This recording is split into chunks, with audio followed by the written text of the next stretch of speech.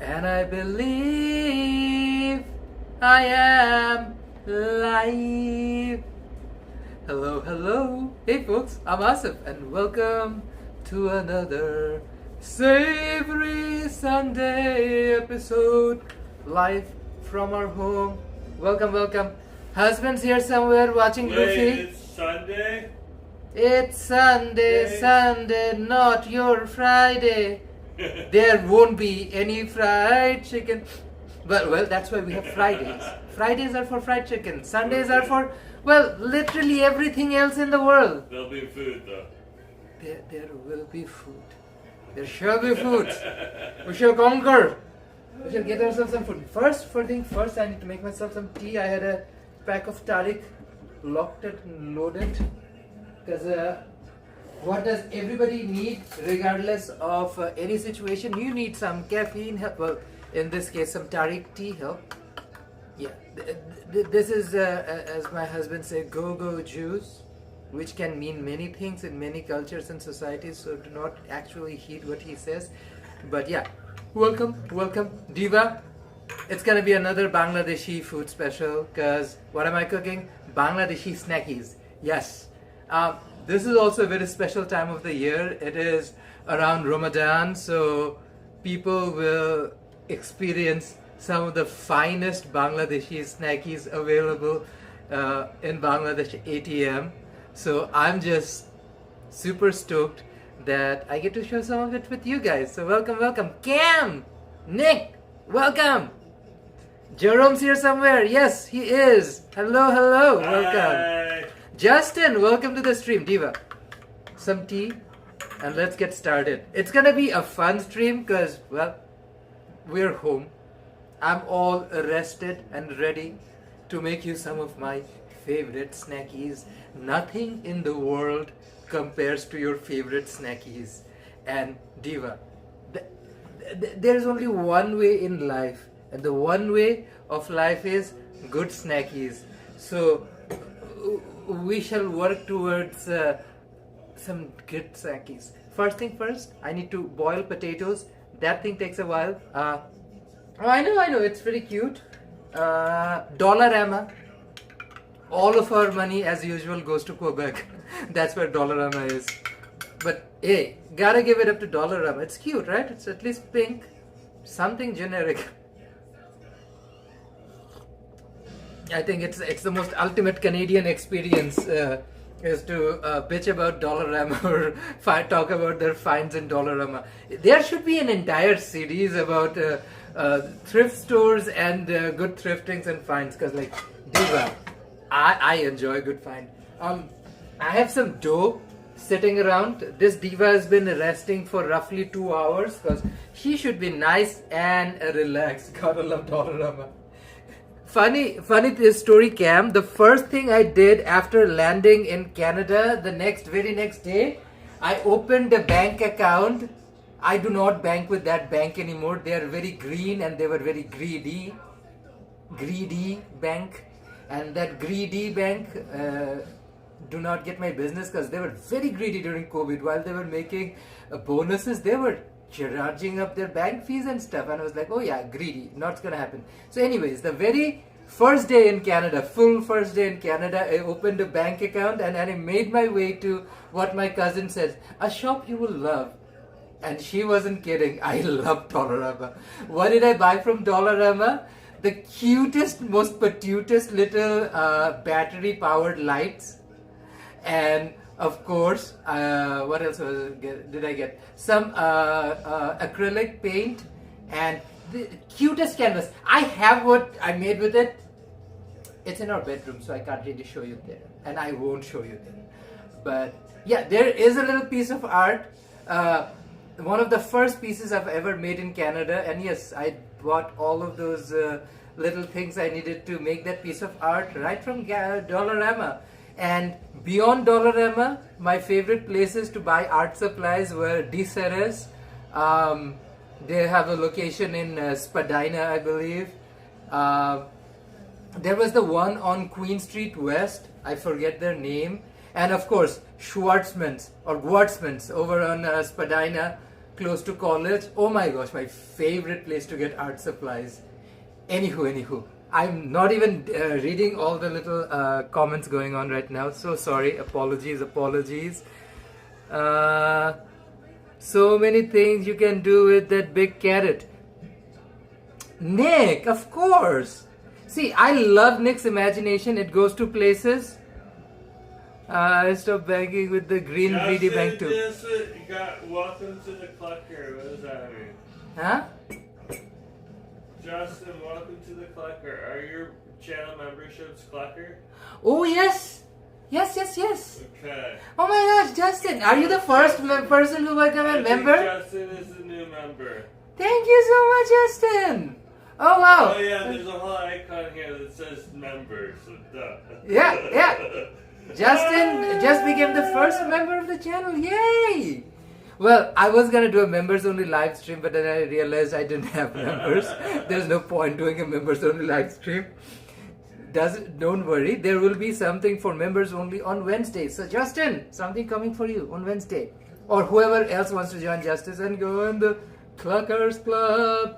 But thank you. Anywho, Garthi carrots for the win. Diva. You know what? I'm not gonna disappoint you guys.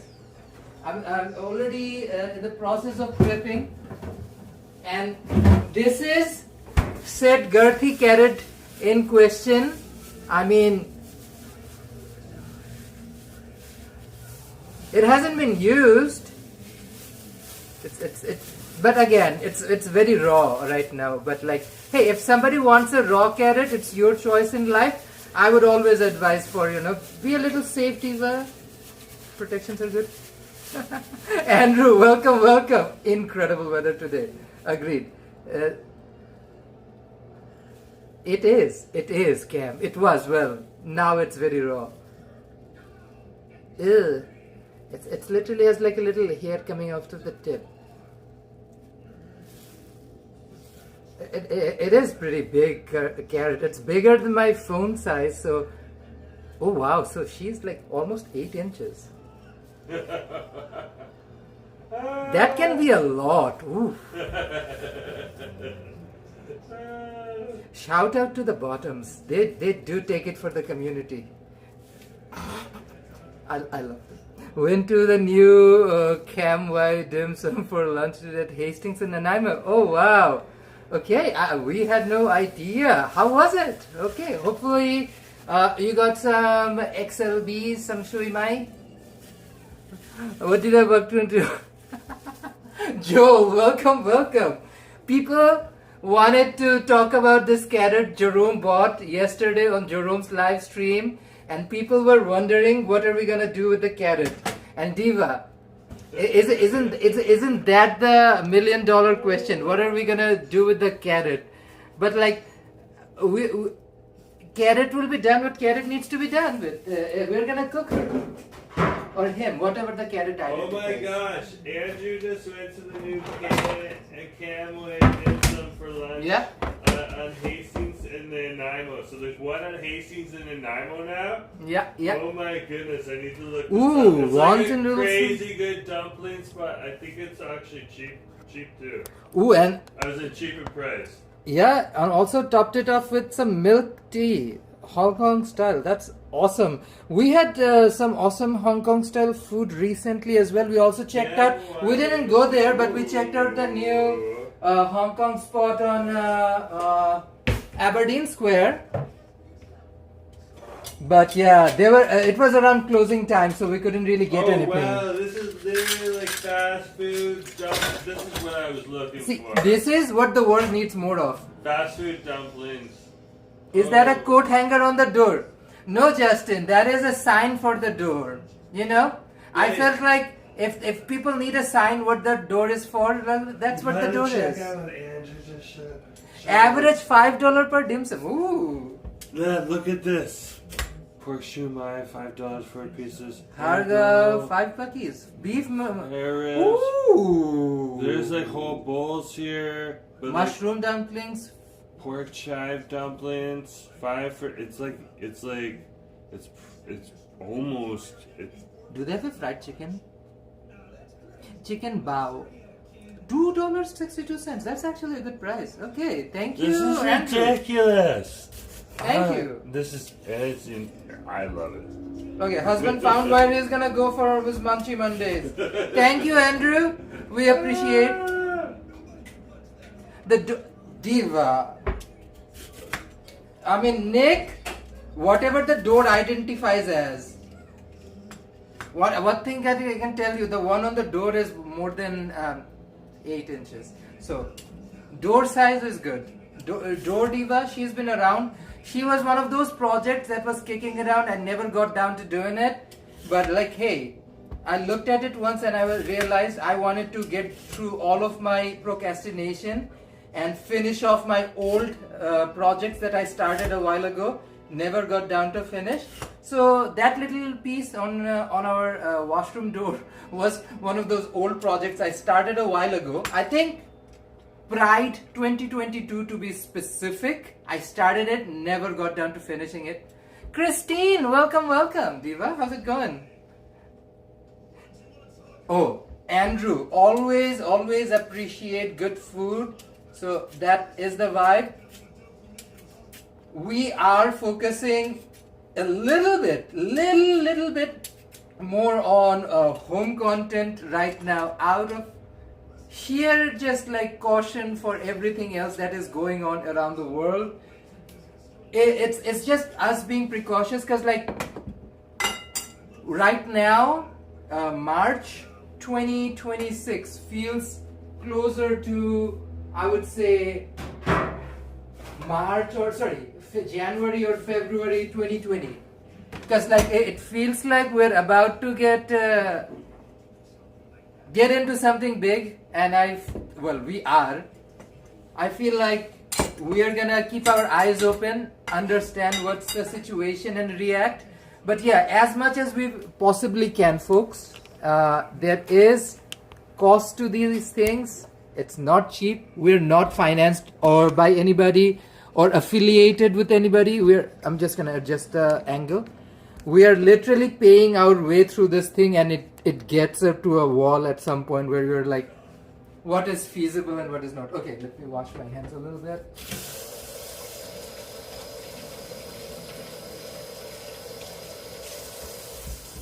Okay.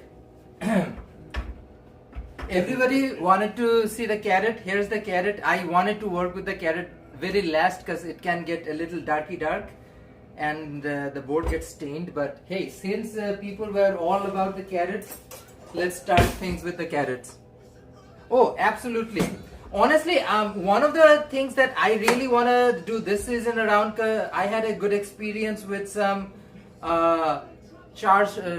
what was it called, babe? The barbecue chicken I tried to do. Pork char siu? No. I did chicken char siu, right? Yes, you did. I did a chicken char siu. Oh, your chicken char siu is so good. So my chicken char siu experiment made me realize there's still so many layers. Well, we have an air fryer out situation, so we won't be doing any char siu anytime soon, unless I can do one in the oven. But like, yeah, we wanna experiment with a few different flavors at the moment. Stuff that we had over the year. Like, I wanna do my version of a kare kare, something that pays respect to kare kare, but at the same time I make it myself and I get my handle around the recipe so that it becomes part of the rotation. So every other day I cook like a bunch of food. Last night, by the way, I made chili chicken and curry noodles for like Jerome's meal prep. I make like bunch of these, stock them up for the week. My husband can then just open one of these boxes up and go for it. So yesterday I made these boxes. So this was my meal prep. Didn't really film or live stream or anything last night. So it's just a bed of curry noodles. And on top of it, this is just homemade chili chicken. I used a Taiwanese style crumb for the crust. It has like tapioca flour with I would say a little bit of both corn starch and rice starch. So that was the vibe. And usually that is what I try to do. If mix and match the flavor, husband is a picky eater. People don't realize that. And he does not like to eat the same food 2 days in a row.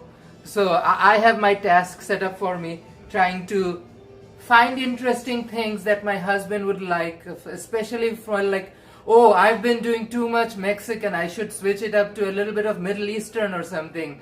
Oh, I've been doing too much Middle Eastern, I should give him something a little bit more hearty, North American soul food.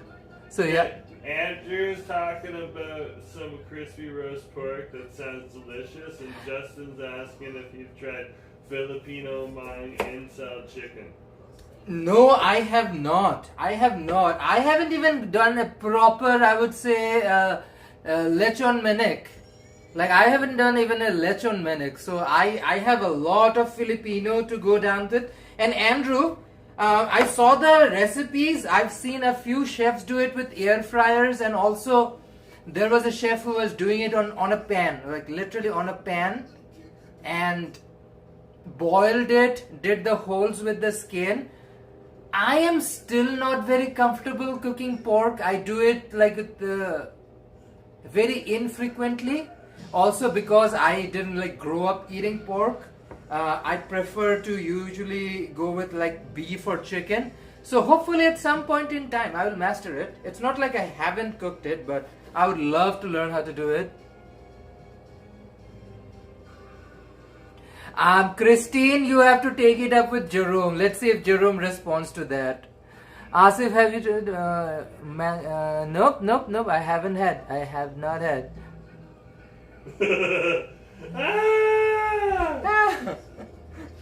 Christine had udon 3 days in a row. Honestly, Christine, udon is so good. I wouldn't mind having udon 3 or 4 days in a row. I love me some udon. Especially if you do like a very sweet Korean style bulgogi beef. Just use a lot of soy sauce, honey. Just make it your own. Like with thinly sliced, I would say hot pot style beef. If you get hot pot style beef, you can easily make that kind of like beef bulgogi at home. Stock it up, and then like some udon with teriyaki or bulgogi beef is my favorite thing in the world. Oh, I love it.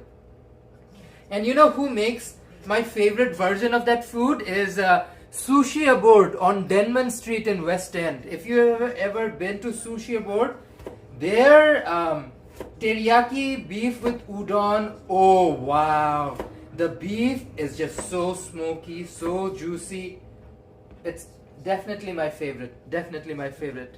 What's the tea? Stir fried udon is good. Yeah.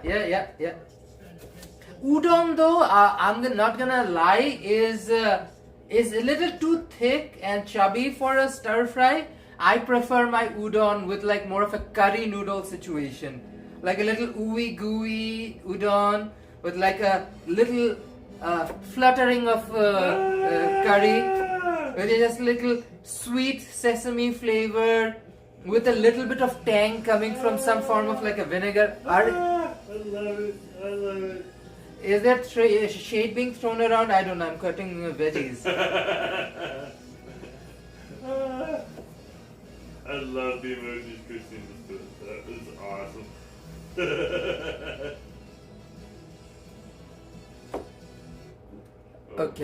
Okay. No, this is the carrot we're going through, because this was gonna be one of the last veggies I was gonna do, but due to public demand and interest and intrigues, I had to do the carrot. Marinate your chicken in calamansi juice, fresh lemongrass, ginger, garlic paste, apple cider vinegar, soy sauce, brown sugar, salt. Ooh, Justin, please put that on the community page. I need that. Can you please copy and paste it on the community page? I need that. Marinate your chicken. Yeah, this is what we need on the Justin, community page. this is exactly the kind of stuff you should be putting up on the community page so that everybody knows the recipe. Thank you so much, Justin. Good. And you know what? Husband can get me the ingredients like fresh lemongrass and calamansi juice from Tama or something. Where? So next time, I wanna. Jerome is craving Filipino. He got Filipino sausages. Wanted me to make Filipino. I said no. I had prepped for Bangladeshi snackies today. Why do I wanna do Filipino today of all days? So I told him I will do a Filipino night. One of these savory Sundays. Probably wanna try a kari kari or like a lechon menek or something. Whatever I can possibly pull off at home. Thank you so much, Justin. We all appreciate, because it's not gonna be just for me, but anybody in the community can look up. If Justin is probably gonna put it up soon on the community page, guys, check it out. This is the kind of stuff I want you guys to share with me. Like Christine, what are you putting on your udon? Share it with everybody. I'm pretty sure we would all love to know. Like Andrew, if you have a char siu recipe, please put it on the community tab so that like everybody in the community is aware of. I am trying to get a little bit more active on Instagram, but Meta is terrible with live streaming, so I don't think I will be doing a live stream on Meta or Instagram anytime soon. But I do post. I've been posting regularly on Instagram, throwing off a reel here and there. So sometimes I don't usually live stream, but I probably post a photo somewhere. So I need to do a better job posting on the community page myself. It is pretty cool that like we get recipes literally from around the world, and Vancouver being one of those places where you can find all of these ingredients. Like fresh calamansi, oh. If you guys are interested in getting calamansi, check out Jerome's live stream when he did a Sunset Neighborhood grocery stream with me recently. We literally found fresh calamansi and calamansi juice and extract, right, husband? On your grocery store live stream with me on Sunset Neighborhood recently. Oh yeah, in the Sunset Neighborhood. If you can find the link, toss that link on the live stream, like for people to figure out. Like that was so cool. What, you're calamansi? Or okay. Are your Sunset grocery stream? Oh, yeah, I got it. We'll take a hot minute. I love me some tarik. I made like a fresh batch of Bangladeshi tea earlier. I wanted to do tarik. Okay, we have a lot to do. Very little time. And I'm also trying to get as much done before sunset. Sunset is, well, when people would be eating these things. So I want to make sure these are ready before sunny set. First lady, welcome. Ramadan thing here too. Well, like simulation for me, of course. I mean, it is quite literally what people would do. But one of the biggest elements of what will happen in Ramadan, especially Bangladeshi style, is the muri bharta. Yeah. We don't have muri bharta, and I refuse to call it an iftar without muri bharta, because that is the most Bangladeshi thing you can do, is do muri bharta for iftar, which is puffed rice served with lentil curry and a bunch of different fresh greens and spices. Oh, it's so good. Andrew is saying Cantonese ginger milk pudding, grind and Andrew. They're literally swapping recipes. Andrew, appreciate it so much. Please put it on the community page so that everybody can see it. And husband can check the community page in a bit and see if he needs to approve or anything. Because sometimes community pages have those thingies, guardrails. So somebody probably has to approve the thing. I will approve all of these. Do not worry, Diva. But I love the fact that community is sending these recipes. Folks, there is no gatekeeping here. We are showing you every little bit as it happens. So please don't shy away from sharing some of your wonderful recipes on our community page. Would love to try. Because like, if Justin, this recipe works out, I'll do it soon. I'd love to give it a shot. Okay, Jerome just dropped his Sunset Neighborhood live stream link. Check out the live stream. That's where you can get a lot of these Filipino, Southeast Asian ingredients. So pretty cool neighborhood, including for South Asian stuff like Bangladeshi, Tamil, Punjabi, who else has a grocery store? There are so many more. Pakistani grocery stores with halal meats and whatnot. Such a cool neighborhood. Sunset, just take the R4 bus from 41st Ave Skytrain station, or take the same bus from Joyce Collingwood station on Expo line, and it's pretty convenient. They are all right there. It's that convenient. We're cooking dinner too. Seems so early to cook because of the time changes. Diva, that is the tea. We lost an hour today. I was like, did I sleep too long? Then I realized, no. Clockies have changed. But let's clock the tea. We are changing clock for the final time. And that is it. We're done. I think that is the smartest thing this government has done beyond, like, the recent thing of taking off Hardy street candy off the streets. So that was a smart move, and I appreciate the fact that divas have decided to make the clocks permanent. Also, what a wonderful freaking day. Like, I have a few lights turned on for the cameras, but oh my gosh, the sunshine has been beautiful. I absolutely adore the sunshine today. And yeah, we are finally in what is now called Pacific time. It is a brand new time zone, because this time zone does not share any similarity with cousins like Washington State, California, Oregon. The Canadian part of it will now have its own time.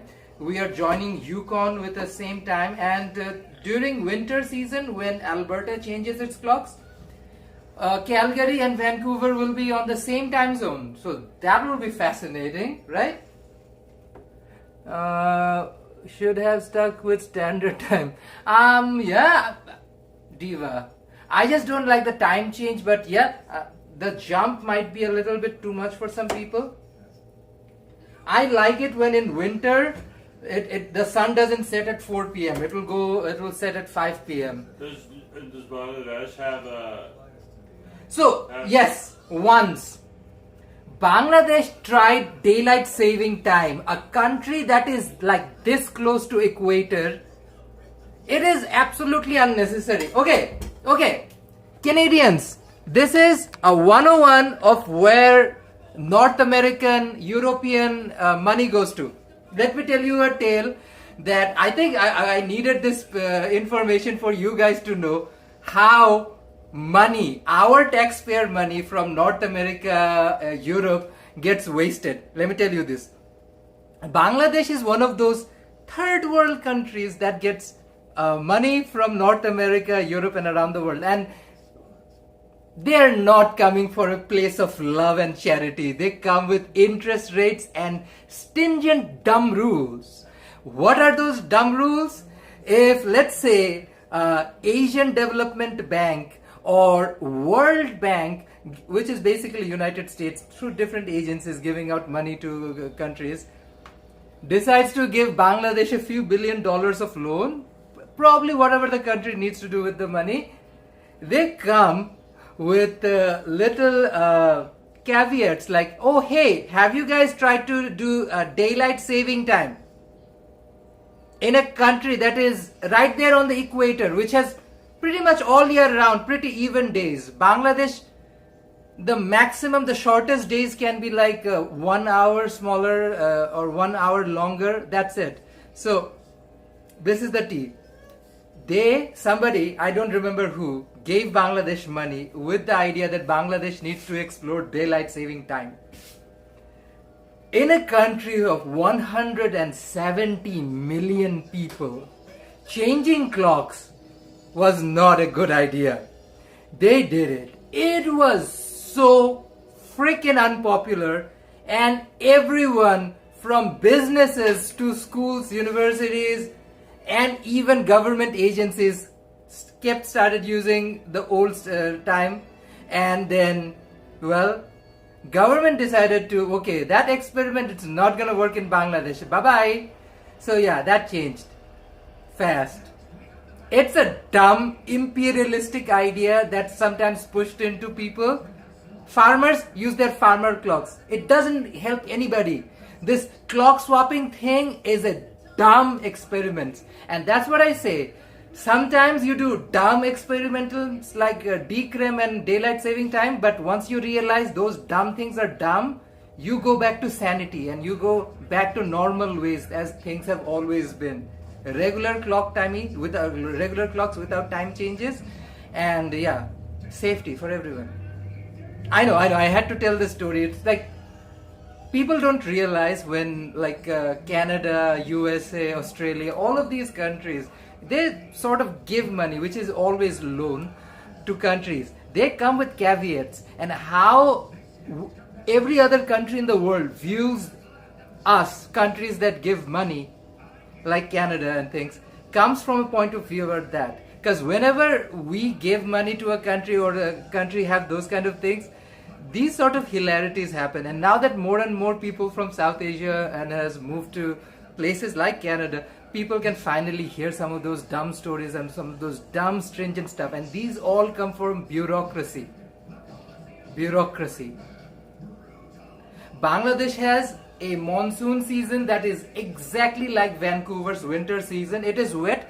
The main difference is our wet is cold and wet, and Bangladeshi wet is hot and wet. Hot and wet. Sounds interesting, but it's actually not. But it's just like rainy season, but it's not as cold.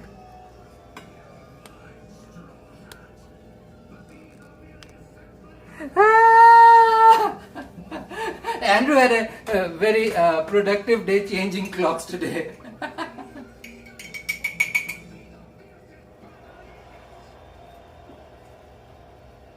Oh, wowie wow. I needed that tea. I needed that tea. Okay, Diva, half an hour has gone by. We have barely finished a freaking carrot. Let's focus a little bit on the actual food. Otherwise, my husband and I will be starving, and this thing will go on to midnight, and then we'll have the midnight munchies, and then we're like, okay, since we've been working so hard all the way into midnight, might as well drink some tea, and the caffeine keeps us up. And then because we are up late at night, we start eating more food, and they're like, probably should into more cooking. And then that's a perpetual cycle of me cooking food and us talking about it on a stream. Now, if I was, let's say, in a dorm when we were kids, it would be fun. Like a bunch of guys just hanging out, talking about stuff, playing music, video games, and cooking food, like we used to do back in the days when we were kids. That is a fun situation. But when it is my husband sitting here watching Luffy, and I'm here talking to you guys, what's sometimes honestly feels like in a one-way conversation, because quite literally you guys are on chats, you guys are not talking back to me physically, so it can be a little bit too longy long. What are people saying? My inner Just wait 6 months time, will be correct again. Ah! Midnight sky.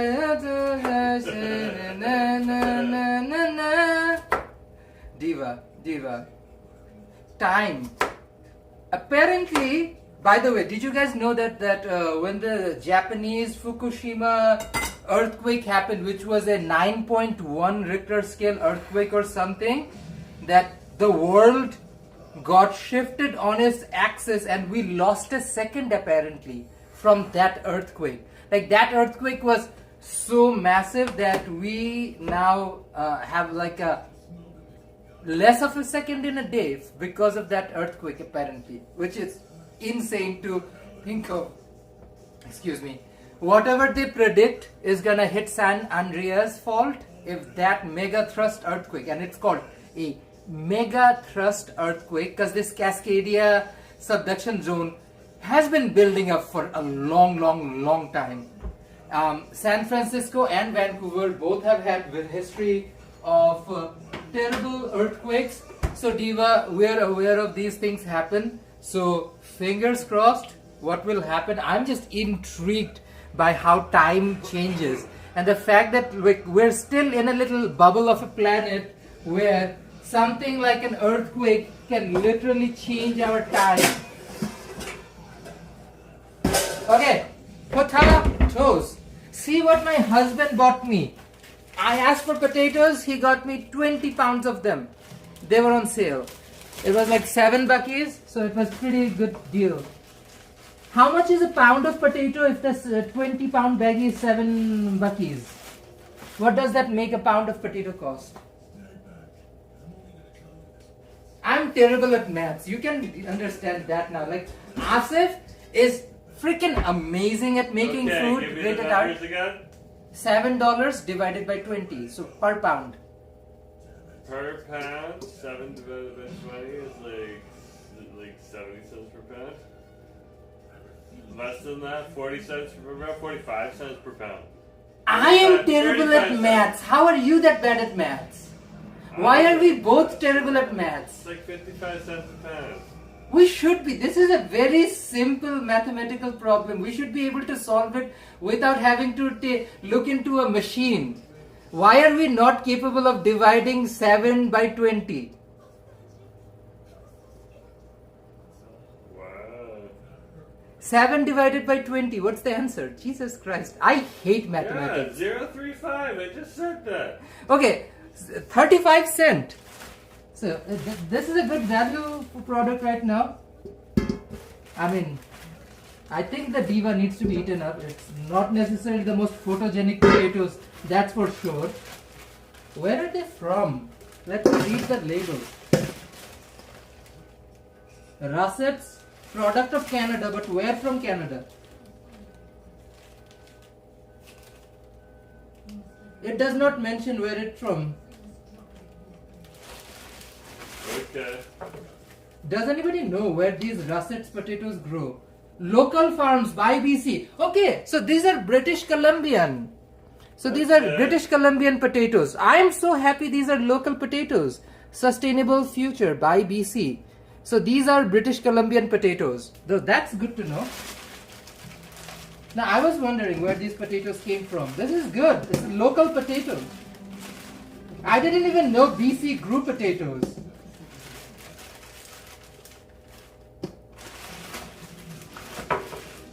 I don't know. For some reason in my mind, I always felt like potatoes are like a I don't know, prairie and a PEI thing. It is just my ignorance. It is just my ignorance. Oh, what's the tea? What's going on? Conversation. The clock will go back 1 hour in 6 months. No, it will not. No, it's not, Nick. Is it? Russet potato used to cost 20 cents a pound longest time before COVID. Yeah. Potato farms all over BC. First lady, I had no idea. Wow. Okay, these are the russets. I usually like Yukon Gold. Yukon Gold is like, I don't know, I find them sweeter. But russets are meatier potatoes, so more savory. So if you want something for a lighter, frothier, sweeter flavored note, go for a Yukon Gold. Russets are amazing for like French fries or like pub food. Yeah, that's what I was saying. It's not changing again. Yukon Gold is more versatile. I agree. Today is the last time most of British Columbia will ever change. Are Northern BC never used daylight saving to begin with, right? Yeah. So are we all in the same time zone now? I hope so. Yeah, Yukon Gold. I love Yukon Gold. Russets are good. Russets are cheaper, and I assume it's easier to grow. Yukon Gold is definitely my favorite. Oh, these are dirty, mama.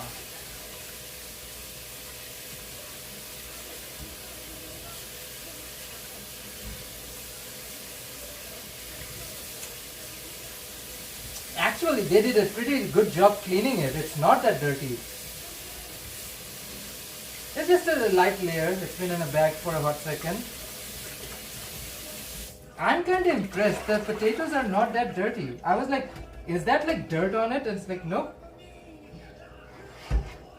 Local British Columbian potatoes. I am super happy. What's the chit chat? How many potatoes are you cooking? The entire bag. No, Diva, I'm using roughly 10 pounds of it. I'm gonna cook 2 different dishes with it. Because I have so much potatoes and I know my husband also loves potatoes, I'm gonna make aloo paratha or aloo puri, whichever version I end up making. Sometimes I would probably just do the easier thing to do, which is make aloo paratha, which is a bigger bread. So it's basically mashed potatoes, spiced filling inside deep fried paratha. So not deep fried, shallow fried paratha. That'll be pretty good. Bangladeshi version is pretty unique. I love that we incorporate a lot of mint in our aloo paratha. Definitely a different flavor. It will have mustard oil. So you'll see, Diva, in a second. I need to boil this queen. I'm gonna use my wok because I think my wok is the only thing big enough to boil all of these at the same time without getting like a big flat top or something. But yeah, I usually, this is how you have accidents in the kitchen. Jesus. Away. I usually do a big batch of anything like meal prep. Like look at last night's dinner. I had like a whole meal prep done with the curry noodles and chili chicken for husband. He goes through them. Or like look at these buns I made at home. These are like regular bunny bun with fillings of like a samosa filling. So it has potatoes, carrots and green peas.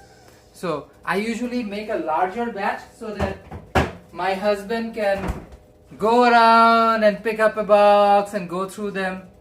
I usually don't really care what I'm eating through, and if I'm craving something I'll just cook it instantly. But the husband is a special case. I always make sure there's some food in the fridge for my husband.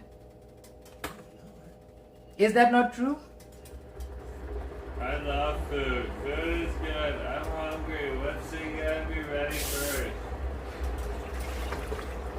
I'm working on things that will take the longest time first. Okay. Versus things that will take the least amount of time.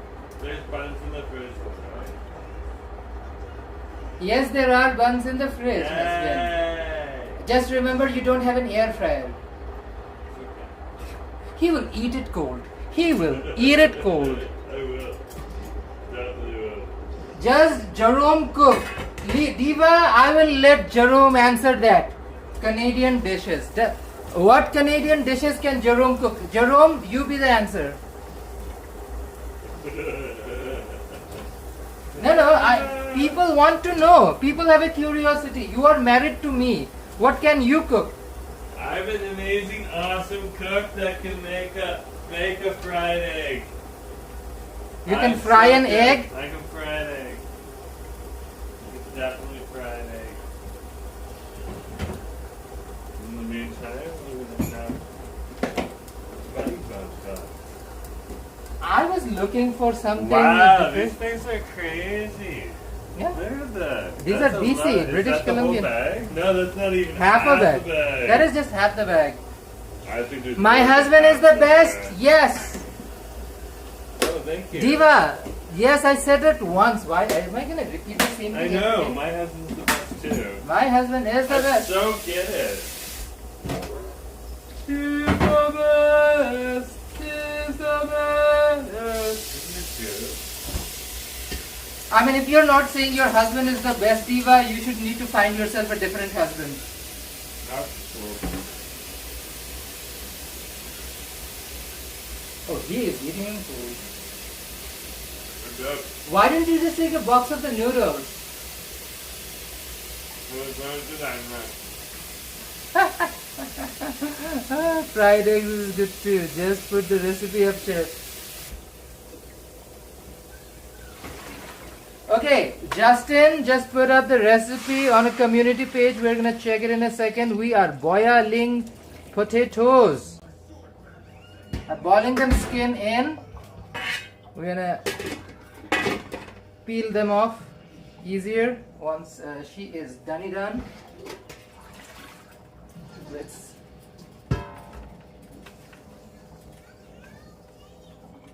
move the bowl away. She will be back for a cameo when I need to mash some potatoes. Okay. Potatoes are boiling. That means I should start working on, because the pakora is going to take the least amount of time. I'll work on the pakoras last. But I do need onions for pretty much every single stage of the process. So I should do my onions first. Okay.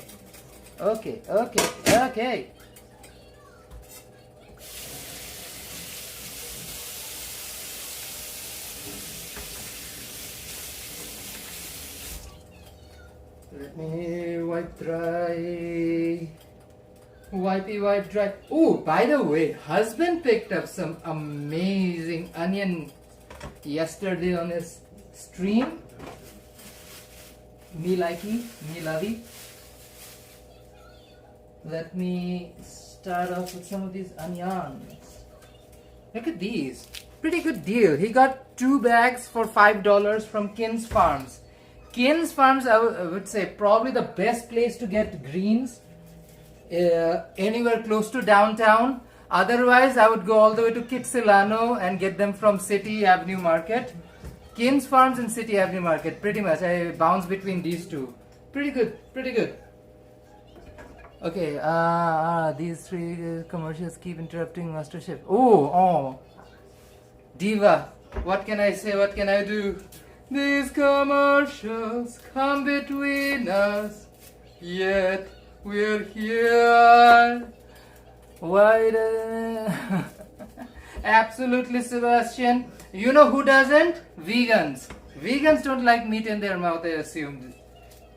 But Diva, we are an all-inclusive space. Vegans are people. We need to stop this, whole vegan shaming situation. Vegans are people. Let's embrace who they are. Let's treat them just like any other human being. No need to shame them. Unless the vegan is shaming you, that's the only possible time to shame a vegan is when the vegan is trying to shame you. I feel like that is the only possible. I don't know. What do you guys think? Like, I don't like to shame anybody, especially not vegans. But I feel like the only acceptable time to shame a vegan is when the vegan is trying to shame you. But we do not have any malice or any hate for vegans. We love vegans.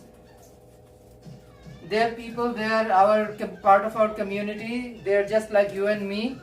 I will not tolerate people unnecessarily shaming vegans. It's not their fault they were born self-righteous. As Gaga says, baby, they were born this way. Okay. Peel. And there was a whole debate going on.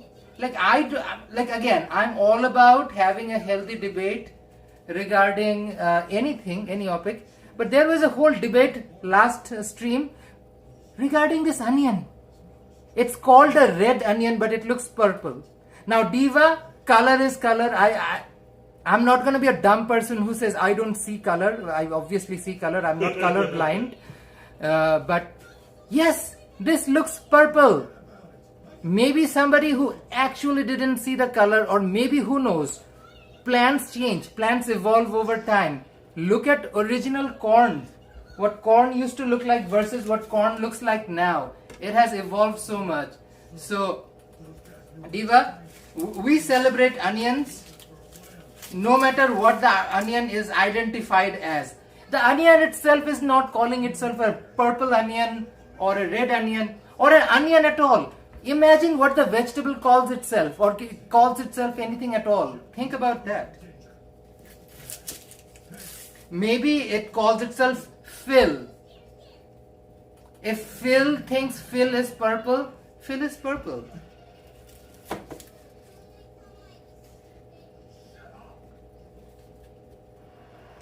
Like, what else magical color can it possibly be? Like, it does look very freaking purple, and I get it, but it's not technically purple, it's more violet there. So why don't we call it a new color? Why don't we call these onion color, instead of calling it red or purple, let's call them Phil. Ah, Phil, you sicken me, Phil. Phil sicken me. Phil has a dirty secret. Phil has a dirty secret. Peeling off layers of an onion. Peeling off layers of an onion. Phil, you filthy, filthy Phil. Ugh. And just like a layer of onion, we don't know what's on the other side. Boom. Shed a layer.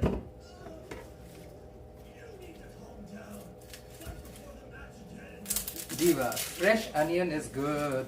Like the flavors, something about yellow onions, you can probably get a sweeter flavor profile out of them, but we South Asians grew up with peyaj, and it's a very zesty onion, and peyaj and that kind of shallot-esque flavor profile is what we crave all the time.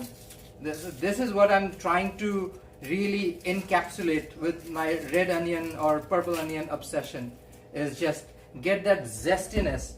Because like when you think of a flavor, you need to think of something that actually vibes with, like thing that can recall a memory. So I don't really care about what a recipe says or does. I want to think about the relationship of the ingredients, what's gonna come out. Think of the marriage of the South and Southeast Asian marriage of tamarind with peanuts. Who came up with it? And the very first person who said, let's do tamarind and peanuts. Then in Southeast Asia, they started adding shrimp paste and coconut milk to it. And all of us then started putting a lot of chili when colonizers brought in chili. So chili, tamarind, shrimp, coconut, like this combination of flavors that come together and pretty much sort of gives you an idea of South and Southeast Asian cuisine. Like it all evolves to a point, and you're just left wondering how the flavor story came together. Like Bangladeshi cuisine is a living testament to the history of Silk Road and trade. Bangladesh has always been like the southernmost tip of the Himalayas, right? Like Himalayas are the highest peak of South Asia, and Bangladesh is the lowest point of South Asia, where all the rivers meet Bay of Bengal. And it is one of the most trade or culturally significant parts. So everybody from like Marco Polo's expedition to Ibn Battuta and other like people who travel the ancient world, when you hear stories, you always hear stories of Bangladeshi food, and the food always changes. Obviously, there is always like a new conqueror who comes in, brings in their flavors and their profiles, and the food kept on bringing you more and more of that. Like, think of this right now. This is not indigenous to Bangladesh, but this is the core of Bangladeshi cuisine right now. Like, you cannot imagine some of our most iconic Bangladeshi popular dishes without onion, red onion, peyaj.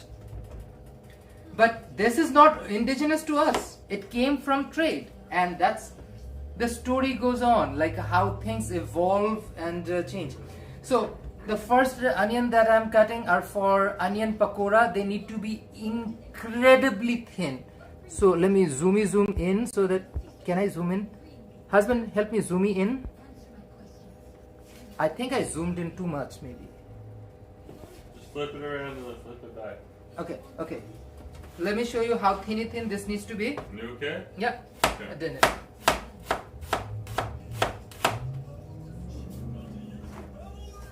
Look at this. This is how thin you want your onions to be. Simple. Simple. Okay. This is exactly the size you want. Onion pakora. You're gonna do food soon or no? You make your food, eat. Okay. But what are you gonna take off? Take off the charger. Is it plugged in? No, that's not plugged in. Okay. Husband's hungry. He's getting him some food.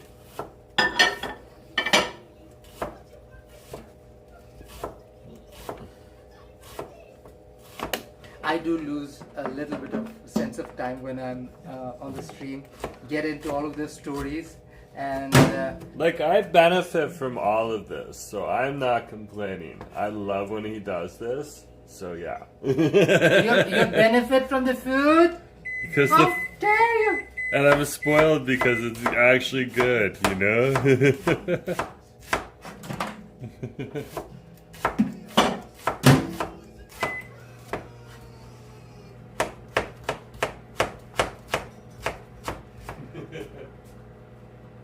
Yeah, Diva. This is the texture, this is the consistency we want for onion pakoras, because as they unfurl, they almost look like super thin fries.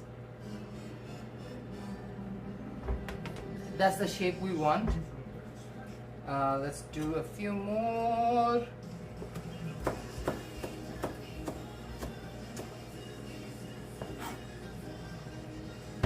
So, Peyajoo is supposed to be like a celebration of onions. We're supposed to make it as thin, crispy, crunchy, and flavor-packed as possible. Now, I am considering, I might do it, I might not do it, using the OG formula, which uses, I would say, a little bit more of the lentil element to it. We use mushur dal. Yeah, we use mushur dal, which is the red one, not moong dal. So that is an aspect, but I was thinking about using a little bit more Canadian friendly batter, which uses besan, which is more Indian pakora, not Bangladeshi. Still a pakora, but it's easier to make. And I find it's a little crispier than the Bangladeshi cousin as well. Sarah, welcome, welcome. Welcome to Savory Sunday.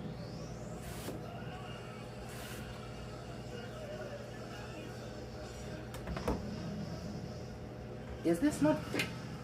Oh, it is. It is slowly boiling. I was like, are the potatoes not coming through? I am making aloo puri or an aloo paratha, depends on time.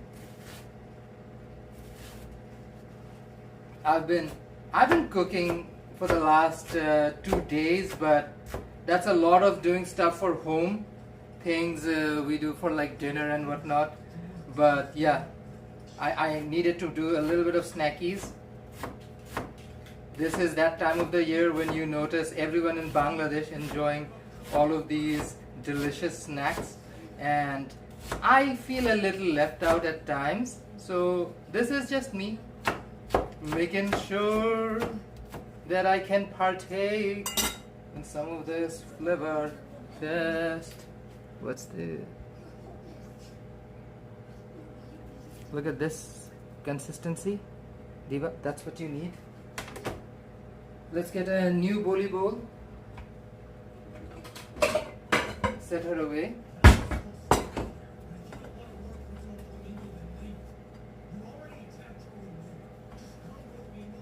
Now, we will unfurl it. Oh, thank you, Christine. Make sure every strand is separate, and then we'll draw out some of the moisture with salty salt. So let's do a little flavoring on this diva. First thing, salt. roughly, let's say 1 tablespoon. It's a little salty, that's for sure.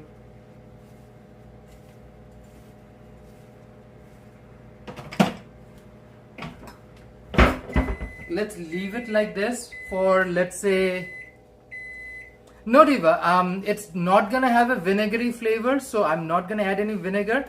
I'm just adding the salt right now to draw out the moisture. What happens is when vegetables release their moisture and then you take the moisture out and deep fry it or fry it, flash fry it, whatever you want to do with it, it stays crispier. The whole process job is to just take out all the moisture out, and also you want that like little, you know, salty taste in the back of a chip or a back of a pakora. That's what I'm giving. Technically I can add other spices too, I'm considering them, but I want to just draw out as much liquid I can already feel, like, look at this. While I was doing it, you guys see the glistening moisture being released. Oh yeah, oh yeah, oh yeah, she is releasing water. Pakora might be the first thing ready, because again, pakora takes the least amount of time to make. Hence, I wasn't really worried about getting the pakora out of the way.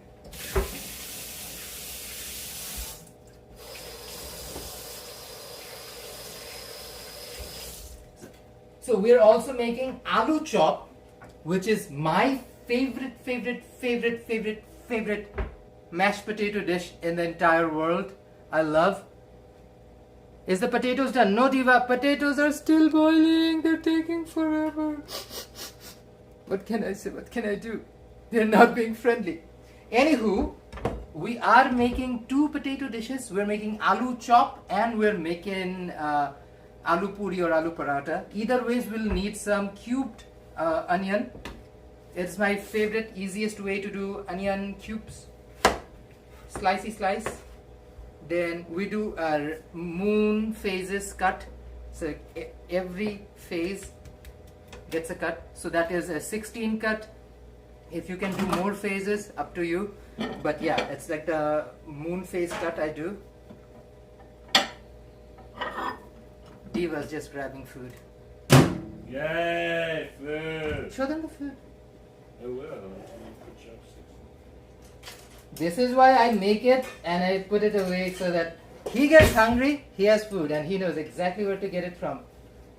So He literally made chili chicken. Chili chicken on a bed of curry noodles. Like, I'm spoiled. Okay, let us continue. So moon phase cut, start like this. I don't know if you guys can see it properly, but like this.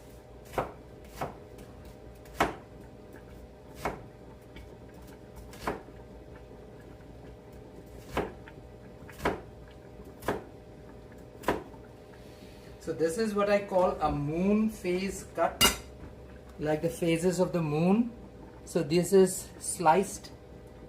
Now you can hold it like this and then choppy chop chop chop, and it'll come out nice and cubed.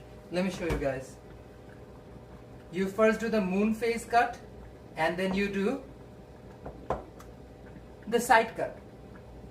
And choppy chop chop, choppy chop chop, choppy chop chop chop chop away. See what the shape comes out as? You get tiny, tiny cubey cubes. Very easy, very easy. Just hold her tight and close. And then you continue. You make sure your fingers are safely on the side and you're not cutting yourself. That is the most important part, not harming yourself. I have done this many a times, have hurt and cut myself over the decades. So learn from my mistakes.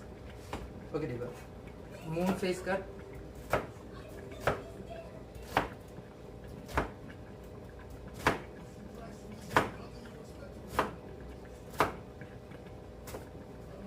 Hold her on the sides.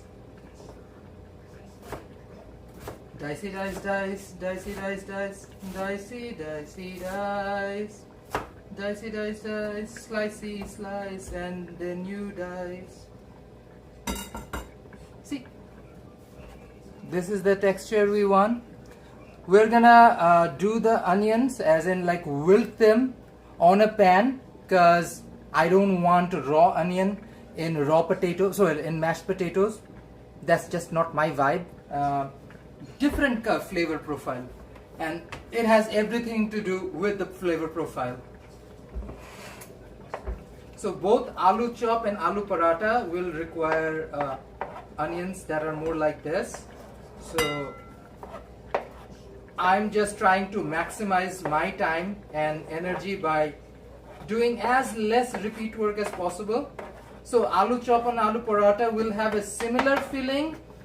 It's where the spice is, it's gonna be different. Now I want to do like a roasted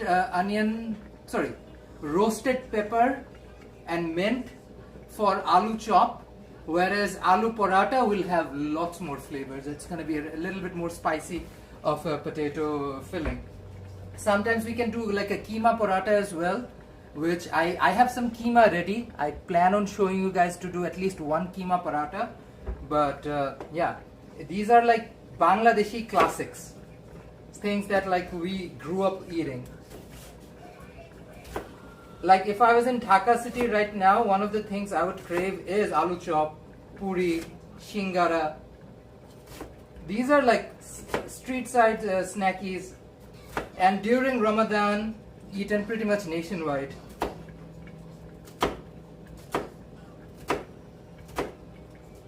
You first do the moon face cut. Hold that up. Take it on the side. And dicey dice, dicey dice, dicey dice.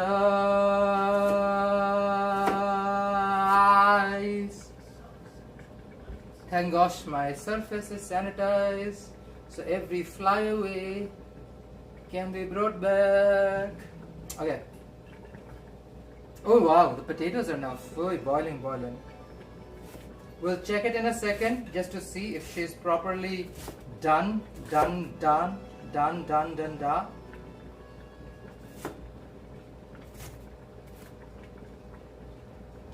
long would it take to soften up those potatoes? So depends. I would say a regular Yukon Gold can be done in 12 minutes, while as russets can go up to 15. It depends entirely on potatoes. Cold storage potatoes versus fresh potatoes, starch. It's quite a few complex factors, including the fact like when you do a dough, how much water do you put? Because like water aspect is definitely something that's very important. Husband, can you crack that window just a little bit, just to make sure that air is flowing and everything isn't fogging up? I realize the potatoes are boiling and the windows are fogging up. Okay.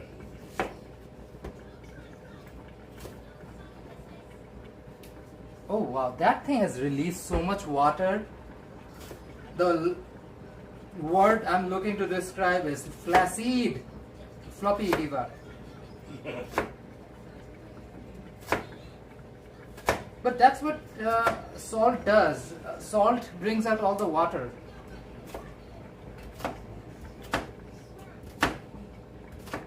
Christine's wondering if the potatoes done. Yeah, I answered that. Potatoes are not done yet. Oh, okay. Then you're okay. Are, what did I do earlier today? Make more food. I've been like constantly on the kitchen. I didn't really have a lot of time to prep and stuff.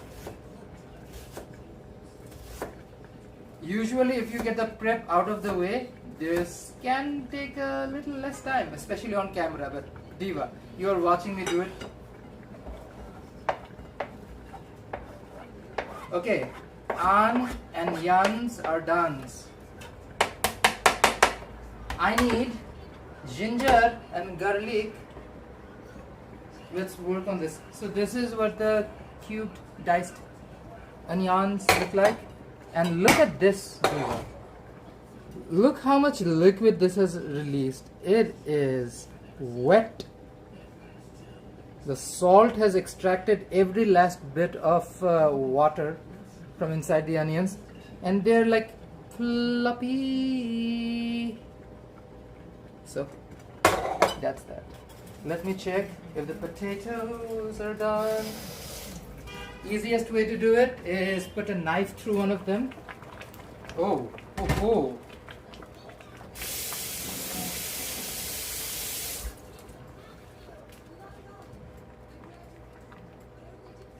It went through.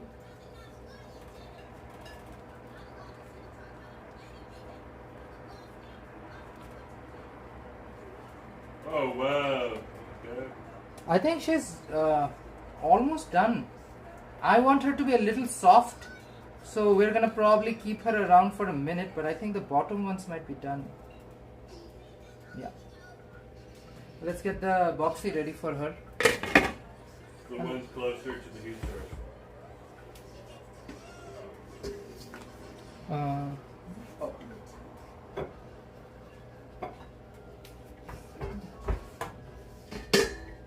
I'll need this for the bowly bowl. I'm gonna take the heat off and let it steam for another minute or two, because these are russets. Russets can be a little hard to manage. I have this handy, sit in the side. Are you calling russets like the divas of the potato pig now? No, russets are just harder, tougher. Yukon Gold is softer. Think of russets as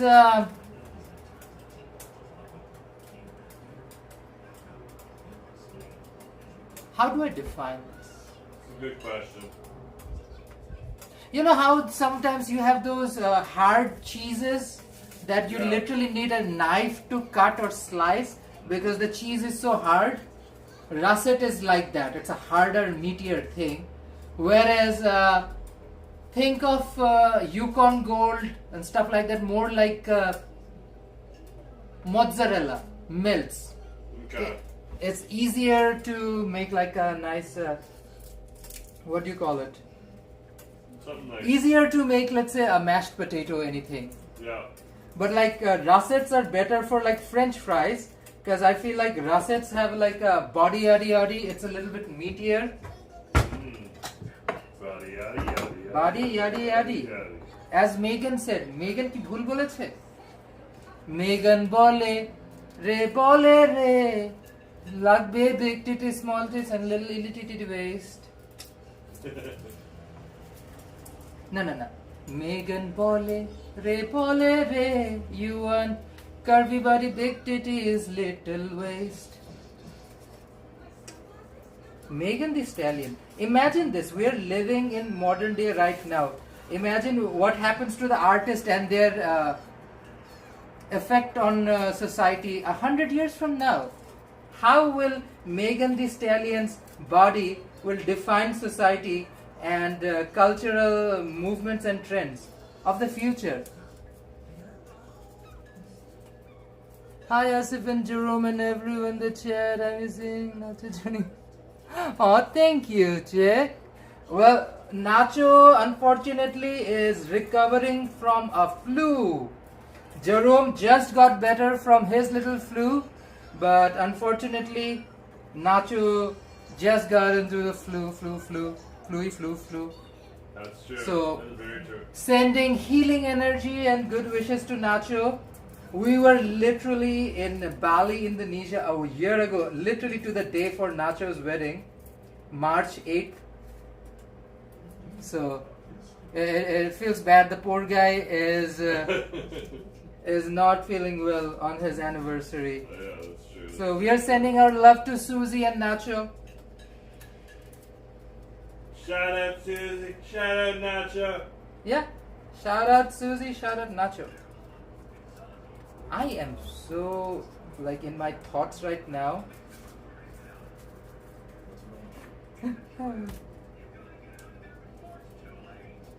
Yeah, at least things are coming together well. So welcome, chick. And yeah, everybody is wishing Nacho a speedy recovery. I will convey the message to Nacho as well. Hope Nacho gets well soon. Usually when he joins in, just lights up our Sunday adventures, food adventures specifically. Oh yeah, he's fun. Also, we have so many things in common. He's also another One Piece nerd. Yeah. So sometimes we would just after live stream would sit together and just watch One Piece for hours and chit chat. Also, when we have munchies kicking around, a little icky and a sticky session becomes a lot more fun. A lot more fun with buddies, for sure. Yeah, everybody sending Nacho good wishes. Oh, thank you so much, guys. I'm pretty sure Nacho appreciates all of you. Yeah, Jerome caught it. I think I had the flu for a bit as well. This came in late. Usually flu season is like what? Like September, October, November. That's the time of the year. Yeah, we got this at the end of the year.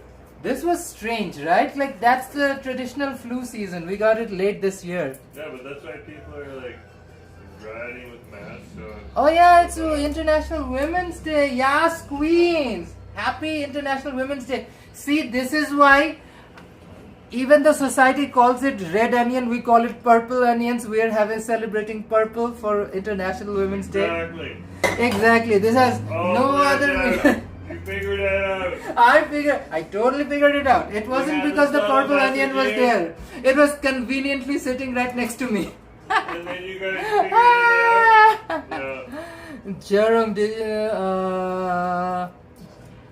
Jerome, did you know Asif was a good cook when you first started dating? Yes. How did you find out? How did I find out you fed me? Well, it didn't match anything to the electrifying experience of the first noodle you cooked for me. It was very, very healthy. My husband got inspiration from Japanese food, sushi to be specific, when he was making stir-fried noodles with chicken for me. Let's just say it was like the chicken, you can probably still hear it cluck. After that day? That chicken was so raw, I would encourage that chicken to use protection. After that day? I don't even think it was chicken. I thought it was pork. No. It was chicken? Both pork and chicken should be cooked properly because both are the kind of meats that need the extra time. But yeah. This. Anyways, there's your explanation. Yep. First lady, remember the first noodle dish he ever cooked for me? No, First lady, he had an exotic spice, soy sauce. It wasn't just salt and pepper, it also had soy sauce. So think of it, it was probably pretty adventurous for Jerome. He was like super proud of it. Whoa, it had soy sauce in it. Yeah, it had dark soy sauce in it. It wasn't a dark soy. Was it dark soy sauce? Dark soy sauce. He had one soy sauce in his closet, and that was the most exotic thing. Like literally, chili and pepper. No, not even chili. Salt and pepper. Sorry, I have to correct. Asif is thinking of chicken. Chicken is this chicken. Think of the chicken. Think of the chicken. Diva. Okay. I have garlic, ginger. Peel this diva. Peel her good. Peel the diva. Making sure we have fresh garlic and ginger. Nothing like fresh ginger and garlic. Middle Eastern food, South Asian food, anywhere in the world. Like, it is just so good. So good. Like, really, nothing compares to like with the fresh taste of ginger and garlic. Oh, so good. So good.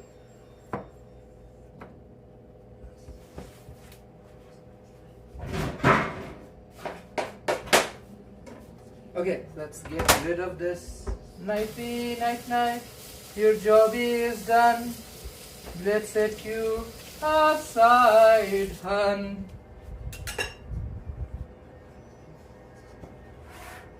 Chopping board might have some work left. So we are gonna turn this diva into a GG paste. Well, not paste, it's more of a grind because we're gonna grind her. Like, diva, never hesitate to grind. Grind is good for you. It's good for your body. It is good for your flavors. So have a grinder ready for you. Whenever you need grinder, you need to use it. Diva, do not shy away from using a grinder and grater. So grate and grind and do what you need to do. So I'm gonna grate my way. So slay. Jerome is hooked once he. Ah! The lure is for real. The lure is for real. The lure is for real. Let's gratey grate and grindy grind this thing. So I have ginger and garlic paste. Well, grind. It's not technically a paste. Because why not? Fresh flavors, good food, great time.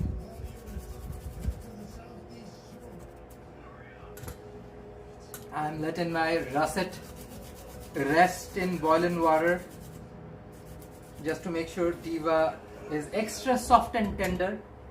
I want my russet to give me Yukon Gold. I know I shouldn't have expectations. I need to celebrate russet as a russet. But I want a very specific potato.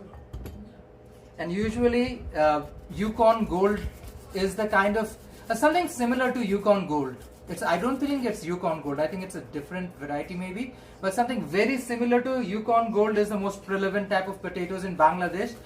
I'm not the biggest fan of harder potatoes. I want like softer potatoes, especially because when you use a milder potato like Yukon Gold, a flavor like garlic or mint or fresh coriander, it just blends in so well. If you're cooking a curry, let's say like a masamam curry or maybe like a Bangladeshi style murgir chhol, a nice Yukon Gold absorbs all of that spicy curry flavor and it's still so soft and tender. You bite into it, it just melts in your mouth and you get that oozing fresh spicy flavor. Oh yes. Did I enjoy red skin potatoes? Yes, I made aloo dum with them. I think I boiled them with the intention I'll keep the skin on. But Diva, she got very circumcised the moment I put her in hot water. The skin came off, mazel tov, and I just used it for aloo dum. Beautiful, delicious. Red skin potatoes, pretty good. I don't love smaller potatoes because they're a bitch to get the skin off of them, unless you are cooking a recipe that doesn't really require them to take off the skin. Aloo dum, traditionally you are supposed to take the skin off of these potatoes. So that was a little bit of a bitch for me. It was because I was cooking a different recipe. If I was making, let's say, Canadian style hash brown, a red skin potato is probably pretty good, like especially like a country style hash. We're just probably chopping them into fours and tossing them on a griddle. Okay, ginger. Grate. I have ginger and garlic grate. Ginger and garlic grate, the grate. She'll go in pretty much every single dish. Almost. Well, except the Bok Choy. Well, maybe for the marinade of the Bok Choy, but yeah. Other than the bok choy, she will go in every one of these dishes. Look at me, trying to, in my mind, I'm like, oh, I'm doing this so fast, while I'm probably wasted an hour and a half just doing the simplest prep. Just doing the simplest prep. But that is life. People, my friends, they bitch about me spending more time in the kitchen than quote unquote hanging out with them. I'm like, only if you guys knew how much of my actual life I spend prepping for food. Prep, it takes the most amount of time. Like quite literally, the most amount of time goes to prep.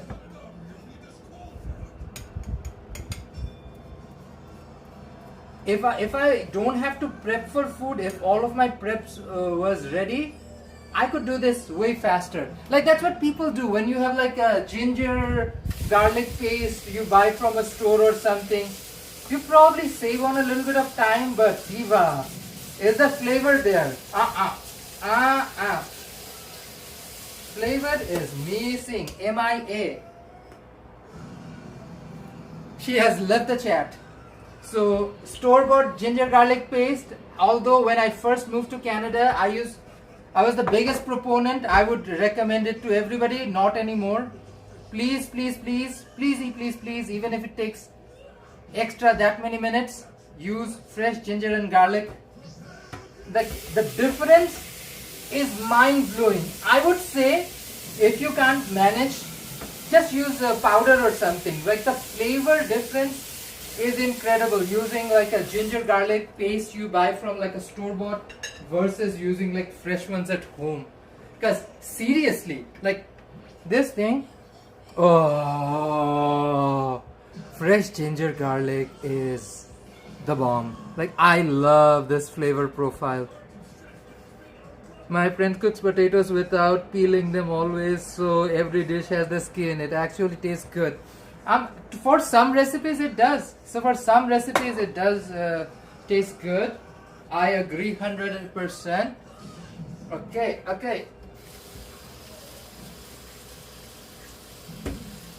Let's get her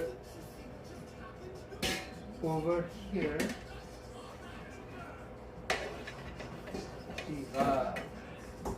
Trying to do kitchen level stuff from a home kitchen, challenging. That's all I'm gonna say. Challenging. Look at this. She is peeling off.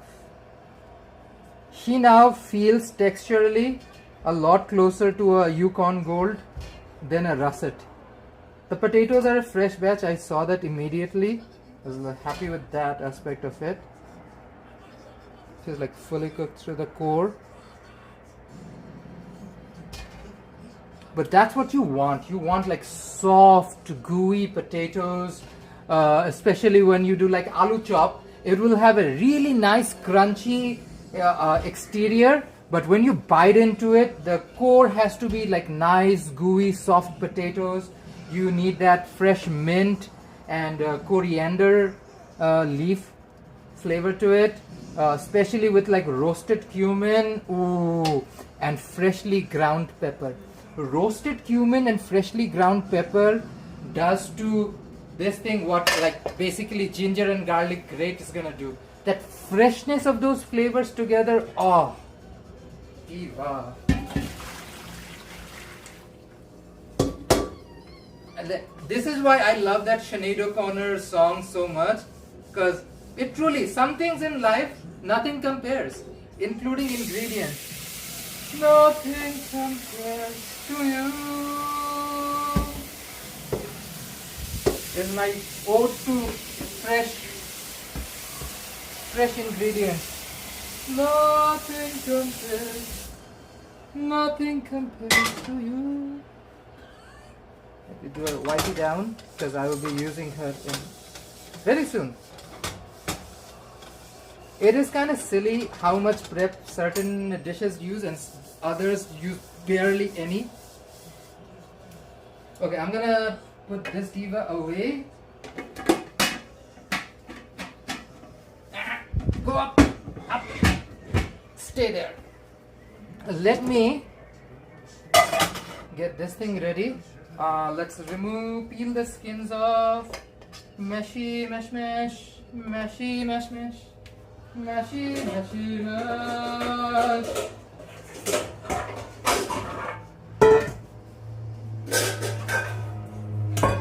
Okay. Skin literally comes off as you hold it. It is still a little hot. So if you're not somebody who's used to holding hot things, I would say use a towel like this and hold it with a towel. Save yourself, diva. Your safety comes first. But they literally come out like this. And if you have like difficulty holding them like this and peeling them off, all you need, and this is something I learned from literally watching the chef at home cook, like this. Like this. It literally comes off. Potatoes are, if cooked, boiled properly, sorry, I thought you can see it. This thing that just comes off like butter. Very soft. The skin completely comes off.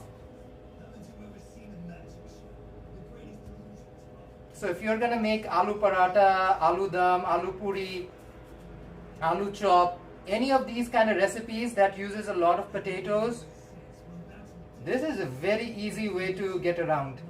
And trust me on this, it is much easier to do it this way than harming your potatoes. It's just, I feel it's easier for me to do it. But again, you do what works for you, hun. That's the key to life. You do whatever works for you. But look at this. The spoon basically works as like a peeler.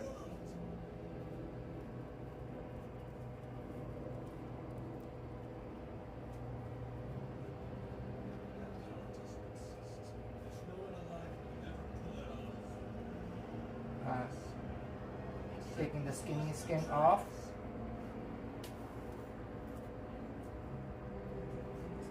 See?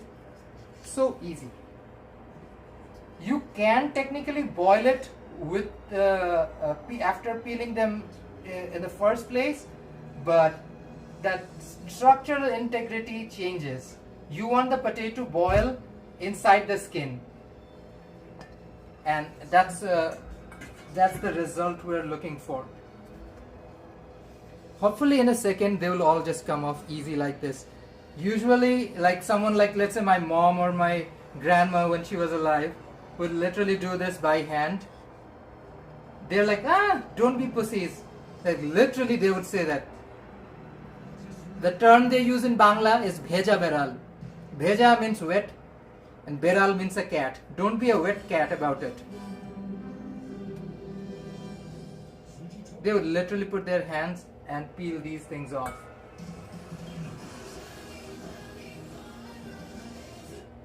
When I get a little too like I would say restless, I forget and I just dig in. It's much easier. Ooh, Justin likes a good aloo tikki. Aloo chop is a cousin to aloo tikki. The one that I'm using today, it's gonna be closer to like a street style aloo chop, not like a restaurant style chop. Restaurant as in like a English style chop. There are two types of aloo chop in Bangladesh. One is breaded aloo chop, which you can do with like panko or breadcrumbs. Another one is a battered aloo chop, which is more like a I would say similar to like a beguni or like a pakora batter. It will use beson. Beson means gram flour. It's a simple way of doing things, Diva. But again, as I do these things, I make sure that they're like big portions. You would argue, why am I doing this? It's just to save money. If we buy a 20 pound bag of potato, it is cheaper than buying a 5-pound bag. Same grocery store, they had a 5-pound bag of Yukon Gold, which is $5.99, and they had a 20-pound bag of russet for $7, $6.99. So we picked up the russet. It's just a better deal. Diva. We are a people-friendly community. Whatever tips makes your life easy, makes our food taste better, makes us have a good time. That's all we do. That's all we do. Anybody has any tips regarding food and recipes, please head down to the community page, post it down there. Justin just put up a recipe. I'm not sure if that is visible right away or not. We will see. Otherwise, I have to approve it, I believe. But thank you so much, Justin, for putting up a recipe. We're gonna make sure that we all have a good food experience, because like the last thing you need to in life is food that does not taste good. Again, different people have different philosophies. Some people eat food exclusively as a means of sustenance, and others like me, when I take a bite of any food, I am at awe and like the kind of food that we eat. Amy, welcome, welcome. Cook it up. Yes, Amy. We're peeling boiled potatoes, Diva.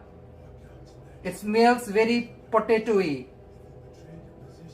I'm practically Asif of Green Gables right now. Well, these are BC potatoes, so yeah, I'm just Asif. I think the idea of Anna of Green Gables and PI and that's very Atlantic Canada thing. But yeah. PI represent.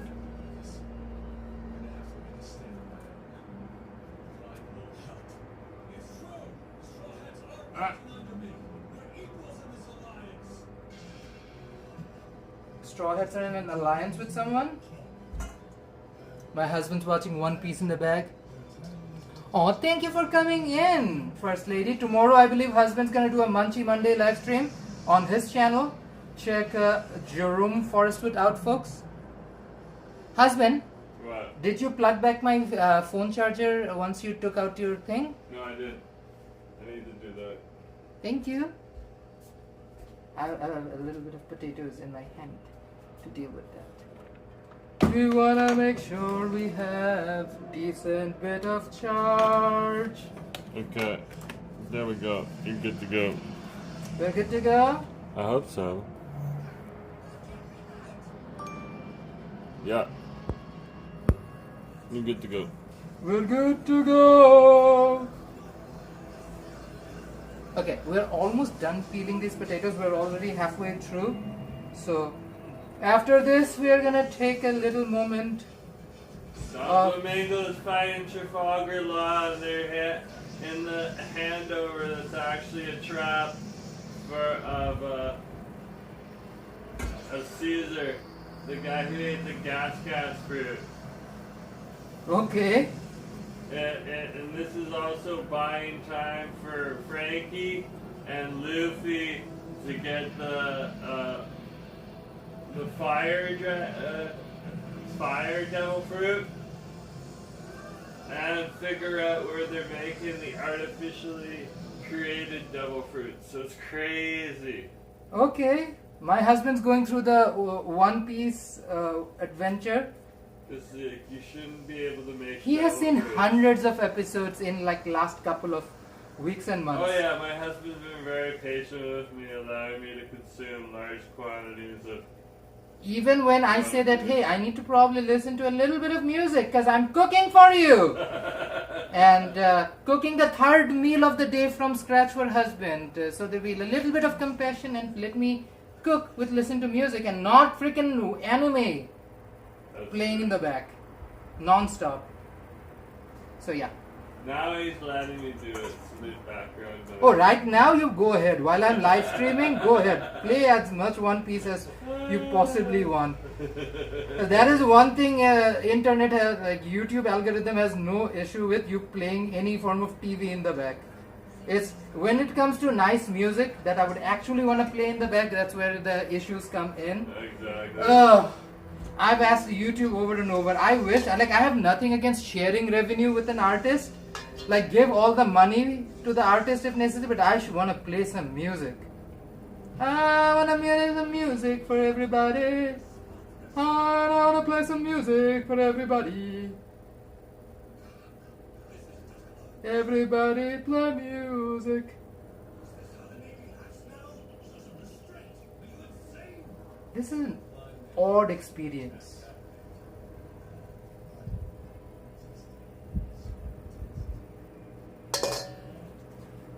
Every single piece of potato is so unique. Even though they look all the same, it's also getting a little colder, so I can probably hold it with my hands. Don't even need the towel.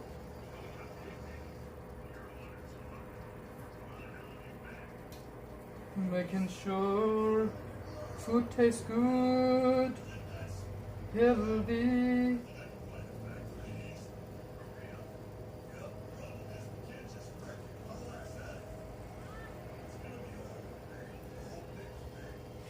Okay. Almost done. Almost done. What's in the... Sorry, Amy. I did not even see the text.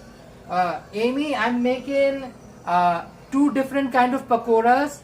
I'm making a Bok Choy pakora and onion pakora, and making Aloo Chop, which is a Bangladeshi street food. Almost have you ever heard of coxinhas, which are Brazilian potato pastries? It's almost like a deep fried coxinha.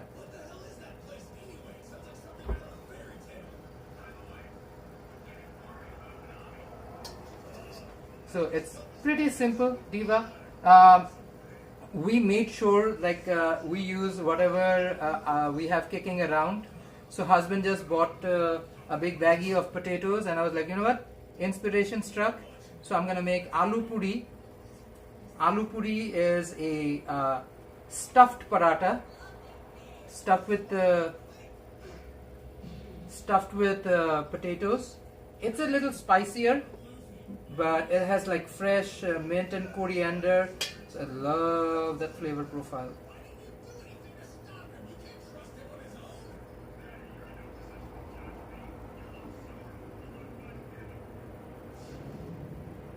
Okay, almost there, getting there. I need another cup of coffee. I fear my energy. You want me to help you make some coffee? Sure, I guess. What do you want? You want coffee? You want milk tea? Either one would work, whatever works, whatever is available. Vietnamese coffee or milk tea, either one works. I need some energy.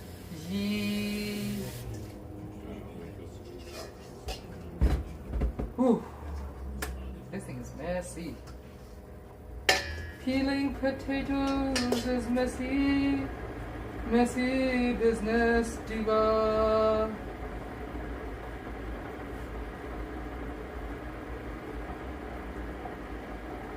But anyways, I've been meaning to do this for a while,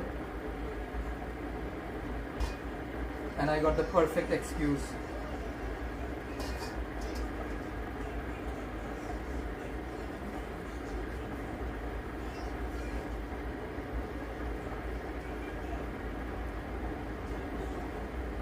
And just like that, she's almost done. So we're gonna pound this Diva down to a pulp. Make sure she has a soft, smooth texture. We're not gonna sift it. I do need a ricer, potato ricer. I feel like this is the point in time I want a potato ricer, because I've been making a lot more parathas in general. So I was like, if I'm making parathas, I can always do like aloo paratha. So that's when a good ricer comes into play. You get like nice and smooth textured potatoes after you boil them, and that's the tea. Cooking is while watching you. Cooking is interesting. Diva, that is live. It's like Inception. I wish I could do like a stream on a stream situation, like Tiki Toki, where I'll be like, Christine, open up your camera. Let's all watch you cook while I cook, and then just talk to you guys and say holler out to everybody. Hello, hello, hello there. I'm cooking as well. Welcome, welcome. Okay, down to the last half potato. Ugh, this is so potatoey right now. But yeah, if you feel the potatoes are too hot for you, use the napkin or a tea towel or something, whatever makes life easy, do for you. I'm done with you.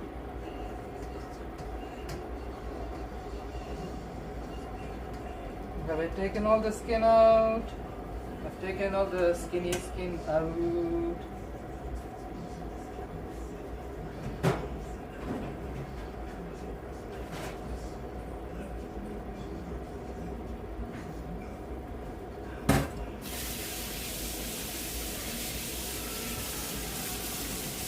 Okay,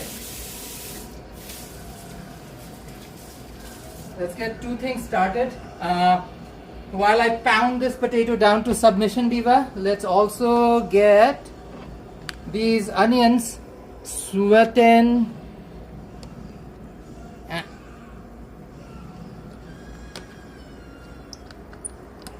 I doing it right? Yeah. Okay. Yeah, Amy, I absolutely wish we could do split screens. Okay. Diva, volleyball goes boiled potatoes. Skinny. Now, we have our classic way of doing it in South Asia, which is basically mashing it at the bottom of a cuppy cup. If you have I used to have one like a ricer. I don't.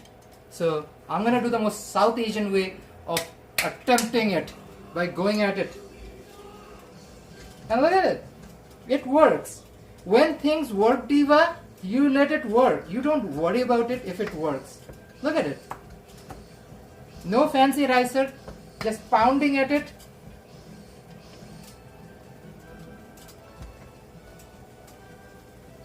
Bottom. See, this is why I always appreciate a heavy bottom. Never shame heavy bottoms. Heavy bottoms are good for you. This society we live in, Diva, especially these homos. We have a whole thing about, demonizing heavy bottoms. Heavy bottoms are good. But see, so much easier to pound with a heavy bottom.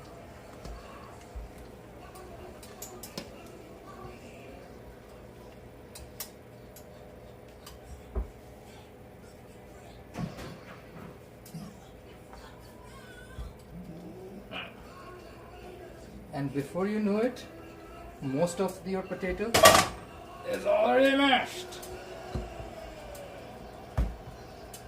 I have like 10 pounds of potatoes here at least, so that's a lot of potatoes. So I'm inspired by a little bit of Eastern European food, because they do like pierogies, which is similar to like certain pithas we have in Bangladesh, but this entire idea of starch on starch, or sorry, carbohydrate on carbohydrate, with like potatoes filled in parathas and like a pierogi, definitely inspired me to be like, how else can you work with your potatoes? What else can you do with it? Okay. Switch of hands. It's pretty malleable right now. It's like doable. Soft. There's some rough edges that still needs to be taken care of. I need a scraper to scrape this, Diva. Okay, use this silicone spoon.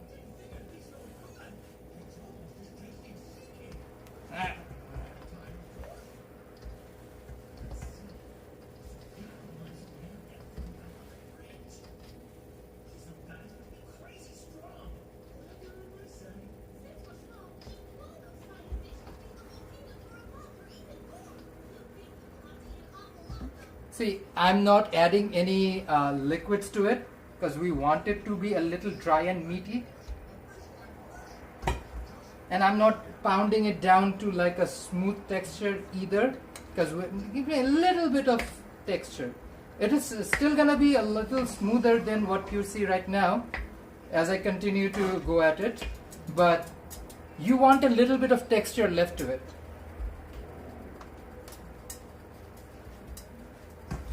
I'm gonna add all the ingredients directly in this bowl as we mix and mash. That's pretty close to the traditional way of doing it. Of course, I'm gonna roast fresh spices. Alan, welcome, welcome. Alan from Mission, BC. Yes, Alan, and these are our local British Columbian potatoes. I showed the sign earlier, so I'm super proud to have our own source of potatoes. I didn't even know BC grew potatoes. I always thought it was sort of like somewhere from the prairies or like eastern Canada.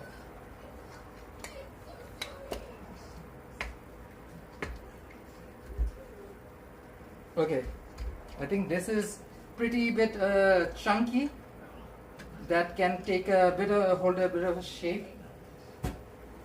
Let's see. Yeah.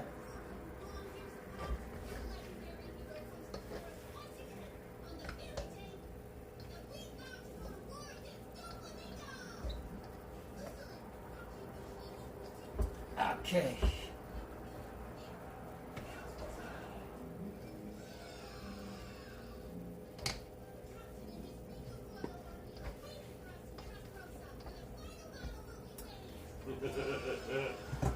Oh no. What happened? Beleza. The fairies are gonna take on Don Flamingo. Okay. Okay, I need to roast some spices. Let's do a quick clean up. Ooh, he's gonna make spices? That's awesome. Yeah, what's gonna flavor our fresh batter is like Exactly. fresh spices. And again, doesn't take too long. Again, I'm continue to talk and do this thing and get so prolonged, but Diva, trust me when I say this, fresh spices are so worth it.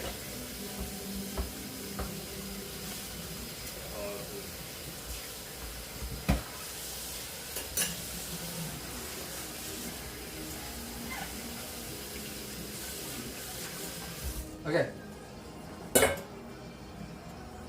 So what spices are we going to use today? I have a pan that's already hot and ready. First thing first, jeera. Cumin. Cumin is pretty essential. I think this is this Shahi jeera or is this Kala jeera? I'm sorry, I'm confused. No, this is regular jeera. This is jeera. So 2 tablespoons of jeera. This is coriander seed, dhania. Roughly 1 tablespoon of dhania. Black mustard seed, a tablespoon. Say hi to your bay leaf. Hi, Bay. Bay leaf. And who am I forgetting? Peppers, of course. Black pepper. Roughly a few. Oh my gosh, Winger! Hey Winger, how's it going? Black pepper. White pepper, again, like 6 kernels, 6 to 8 kernels. And long pepper, finally, the last of the pepper siblings. This is long pepper. We're gonna split her in half. And that's it. Oh, sorry. And I have pachforon. Just half a teaspoon of pachforon, which is a Bangladeshi spice.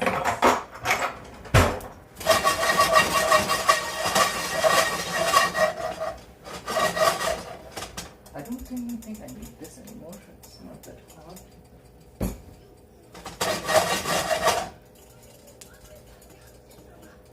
I need to clean up.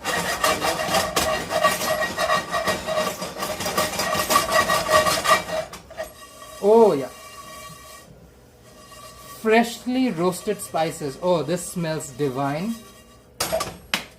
Turn off the heat. As I said before, Diva, nothing is your biggest friend than a grinder. I use grinder all the time. Be safe, use protection. I have this protection, but yeah. Let's use grinder, Diva. You know, okay. I need a spoony spoon. I have one right here.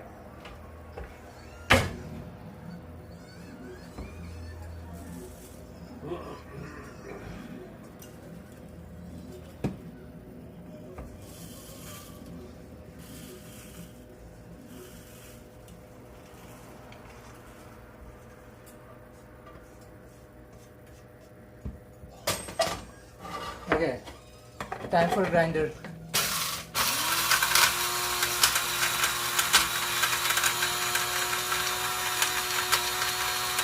Nick is a user grinder all the time too. Nick, look at this. Why won't you use grinder? Look how fresh the spice smells. It smells divine. Yeah, I highly recommend grinder.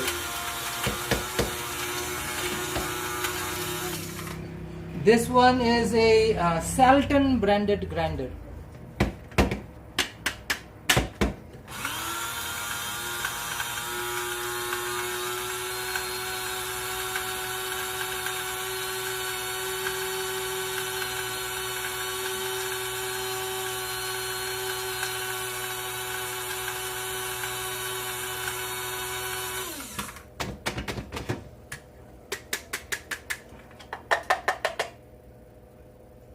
She smells divine. Oh wow.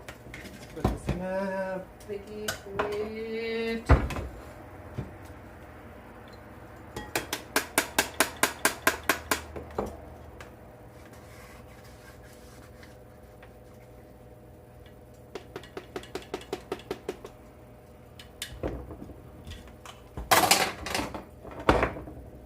Smells in freaking insane.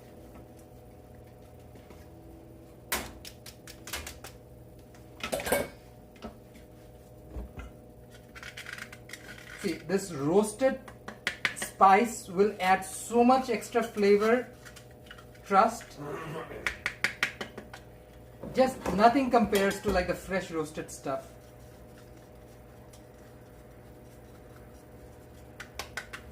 And if you have like pre-ground spices, use them up as fresh and as early as possible. So for here, let's use most of it. All of it. I think that the flavor will require it. We haven't added any salt, so let's assault her with salt. Salty salt, let's say 1.5 tablespoons.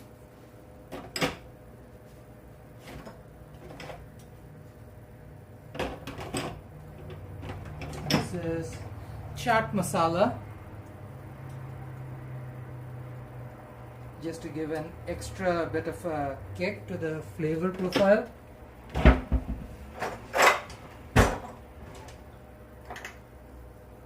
A red chili powder, half a teaspoon. You know what, 1 teaspoon. This is again my proportion for 10 pounds of worth of potato mash. I absolutely have no reason to use turmeric. I don't like turmeric on this one. A little bit more coriander powder and cumin powder. I like that fresh cumin-ness. And a tad of mace and nutmeg powder.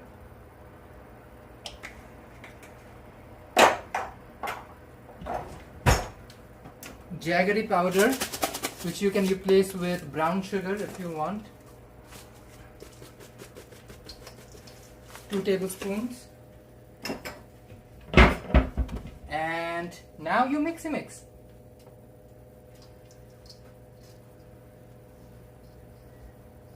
Oh, I forgot the greens. That's what I was like, why does it not feel right? All the greens. Let's add up the greens.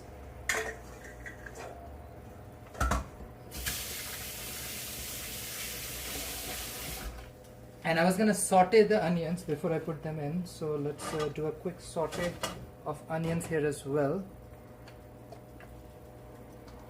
Welcome, welcome folks. We're just making Bangladeshi style snackies. I did waste a bit of time just chit-chatting on me. I'm not blaming anybody other than me for it, but we need to saute these before they go in. In the meantime, I need to toss in the other greens. That's mint, coriander, and green chili. All three kicking around here.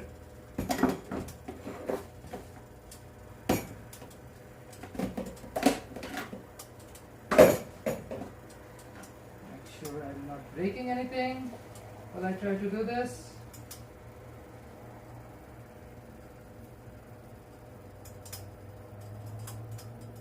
Have some fresh mint. Trying to take off the stems before I use this fresh mint.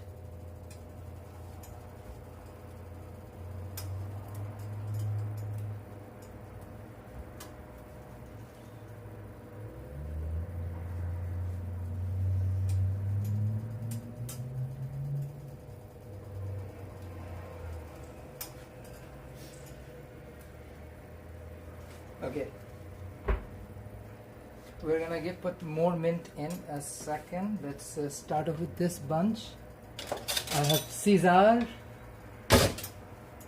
Choppy chop chop, choppy chop chop, choppy choppy chop. By the way, divas, if you're enjoying the fun, do not hesitate to hit that like button. Share it with your buddies, and most important of all, if you haven't already, subscribe. Oof. The fresh smell of mint with cumin, in freaking sane. I live for the smell. So good, so good. Roasted cumin, mint, coriander, lemon juice, tamarind. These are the flavors that sort of black pepper flavor up and give you that authentic Bangladeshi street food.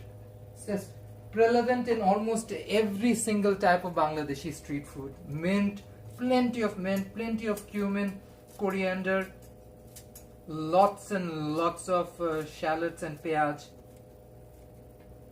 The core of Bangladeshi street food and chaat.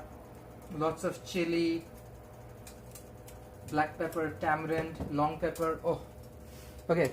Oil is hot. Down with the diced onion.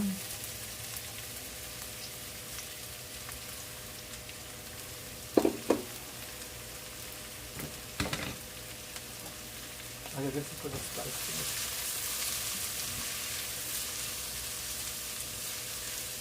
Before they get in,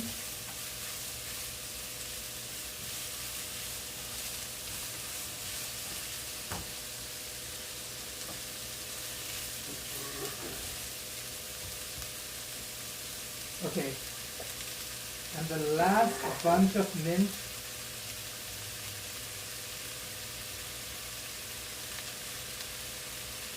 Because for 10 pounds of potatoes, you need at least half a cup of mint, minimum. It's a lot of potatoes and they need that fresh herby relief. So mint cuts through some of that carbohydrate mess and gives you like a hint of freshness. You will feel it, especially mixed up with the cumin. Oh, smells divine. Now time for the second diva, dhania pata.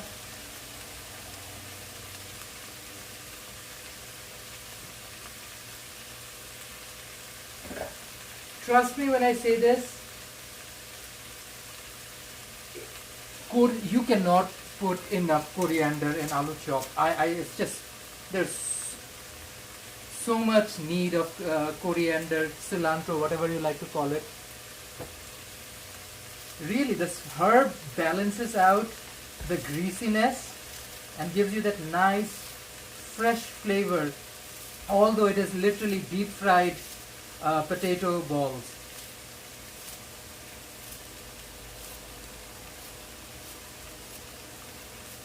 In Bangla, we call it beresta.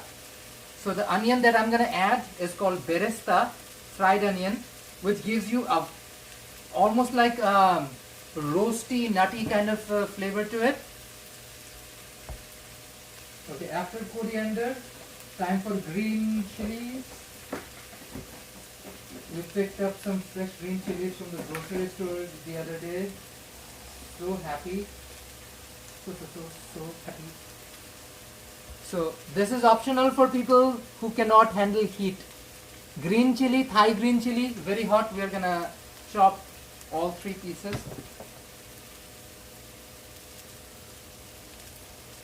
You have to add a nice kick to the flavor. Makes it really hot and spicy. So when you bite into it, if you get a piece, you will feel it. It is so like basic for any Bangladeshi street food that for me it doesn't even flinch. Like I feel it's so normal as a part of Bangladeshi cuisine, but I know a lot of people are like shocked by how much heat I put. Now I'll add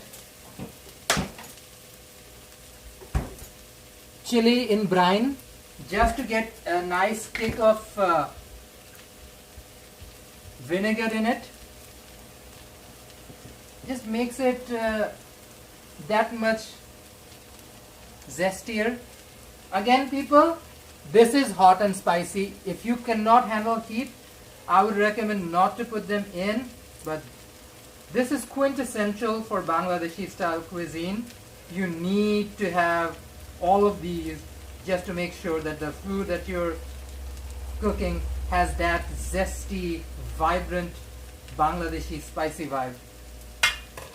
Okay, wash hands. I just touched chili.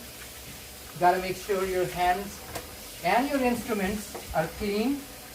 Otherwise, you risk putting chili in your eyes and everything else. I'll be using her soon, so she can stay there. We got chatty chat chats.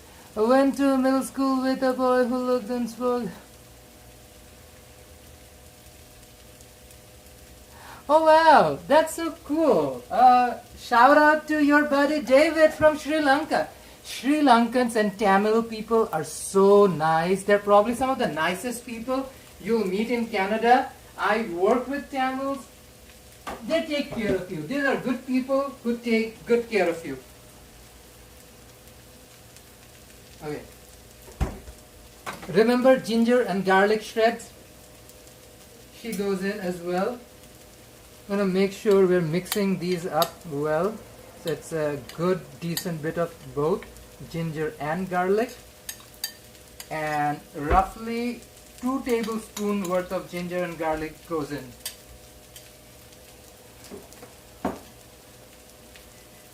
And now we mix it all. We mix it all. Now this will be the base of it. After I mix all of it, I'll give it a taste test just to feel like if I need to adjust anything. I do need to add these potatoes in a hot second. We're sauteing. It's called beresta.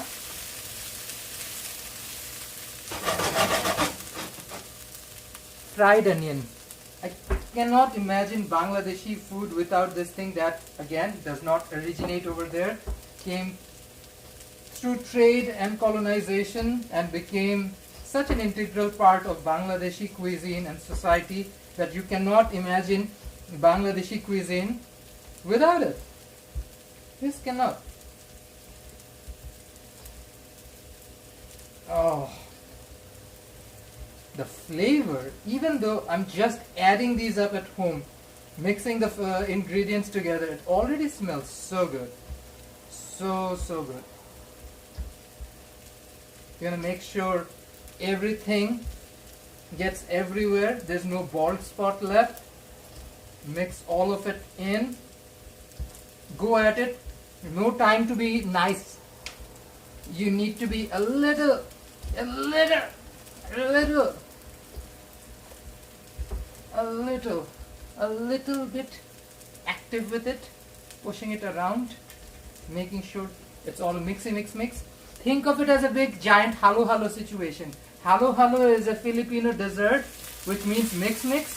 You are basically doing a halo of all the ingredients. That is one of the few Tagalog words I've picked up over the year. Like Filipinos, they're so good people. Some of the best. So yeah, mix.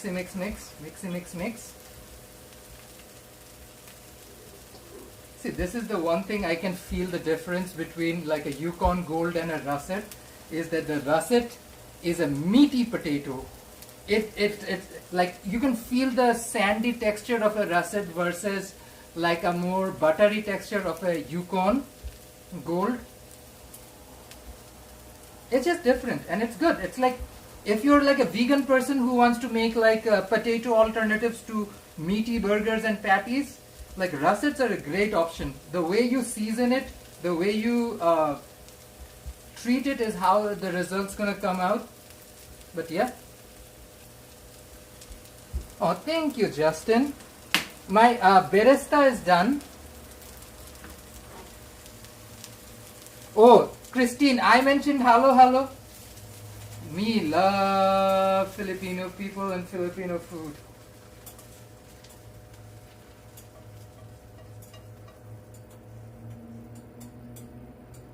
Okay.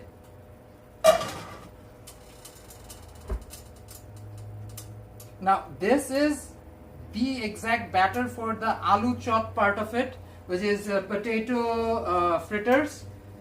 But for the paratha version of it, or aloo chop or aloo paratha, I'll add a few other spices to this existing batter. Up till this point, they're cousins. They will taste fairly similar. Mindful, the onion is literally off the heat, so it is very hot. While you're mixing it, be mindful that this thing is pretty hot. I'm used to cooking with hot food, so for me it's easy, but I would recommend you guys at home use a wooden spoon or something, or a spatula to mix this thing in. Oh my gosh, look at this. Comes together neatly. I'm gonna do a quick taste test.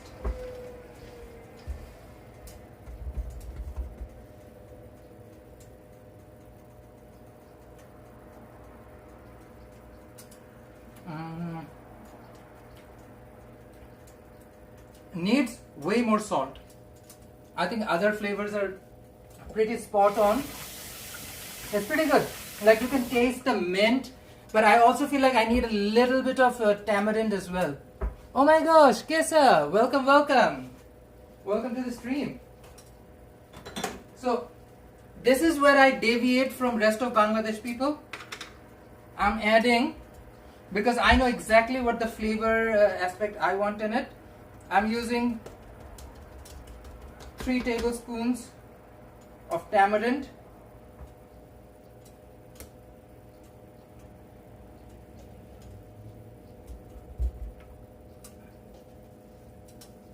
I have like whatever is left for me in this container.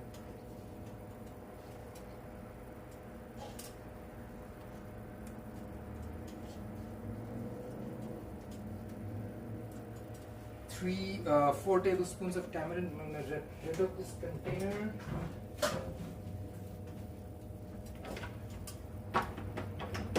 Add roughly 1 tablespoon of salt. That's it. Let's mix it up. Jerome's here.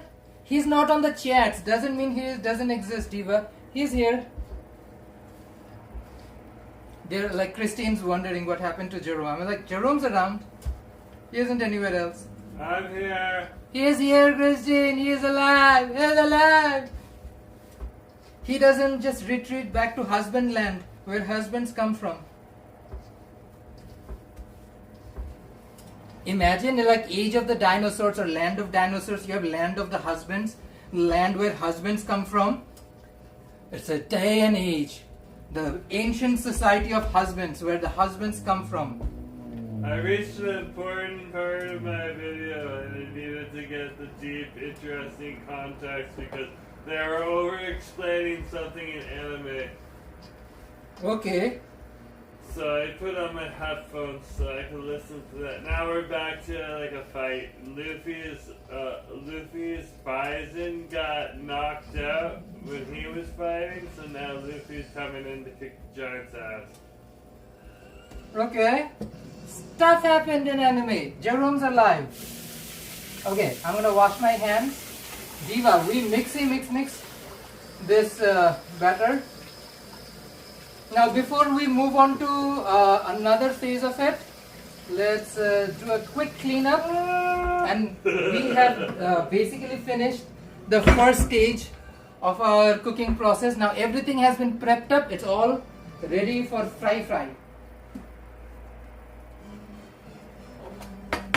Let's clean this entire space. Oh, Luffy's gonna be fighting for a while. This is like a battle royale where he's got like 20 people he's fighting against all at once. Diva, Luffy fighting in one piece. Shocker. It's almost like Asif cooking and bitching about something or the other.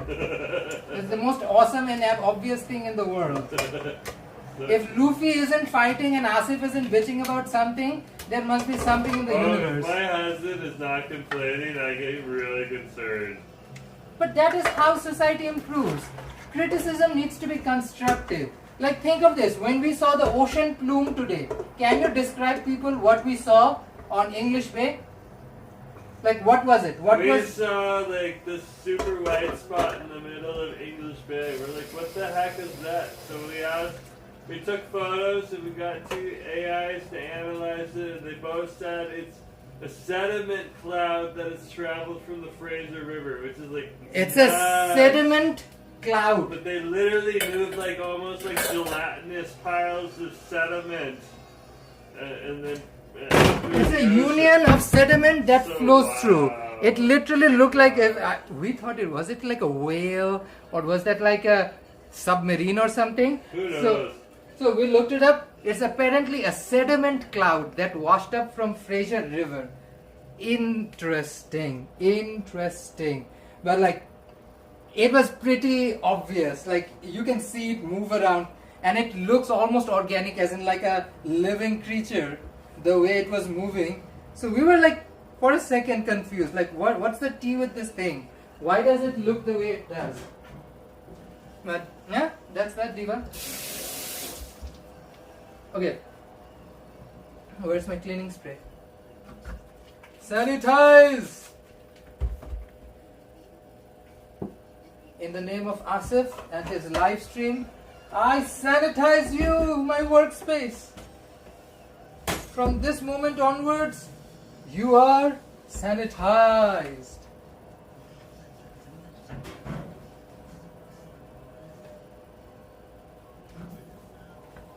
Okay, that was the story of the plume. I just sanitized and cleaned the workspace, because now we are moving on to the next phase of our thing. We just finished all the prep, and now what we're gonna do is fry up everything. So let's finish off with this batter. Let's finish off with this batter. Before this, I'm gonna clean the bowls I'll need for the next process. They're almost done, but yeah, that is one part of doing things from home, is that I constantly wash things and make sure I'm not running out of dishes to work with. This is a home, not a restaurant, so I don't have the luxury of a million bowls and stuff. Although I have probably way more cooking ingredients at my home than most people do. Like Jerome really figured that part out when we were moving recently. It's like most of the stuff we moved is like my kitchen stuff. I was like, life's too short, Diva. That's the While I'm hardest thing to move in the house is just chit and stuff. Oh my goodness. Can you live without any of the food that I cook? Yeah, what? Can you live without any of the food I cook? I still want your food. I didn't say I didn't. I just said Exactly my point. it No, was that's the a, hardest thing to move. no, I agree with it, and that's what I'm saying. Like the hardest thing to move is my kitchen, and oh boy, there's a lot of stuff.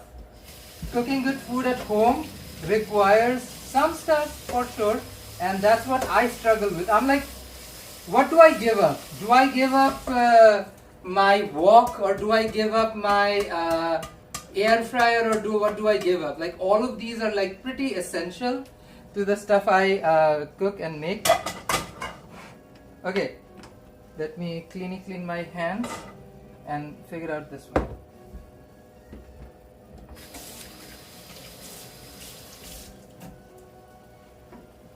What's Christine saying? That's Jerome's worth eating more. Yeah. Diva, this is what the onions look like. You saw me salt them up. So she is very flaccid. Nothing wrong with the flaccid, Diva. Oh yeah. Diva, we're gonna add a tablespoon of ginger garlic paste, or grate in this case. We're gonna slice this chili as well, make it a little spicy. This item is purely vegan. It's a very unique flavor.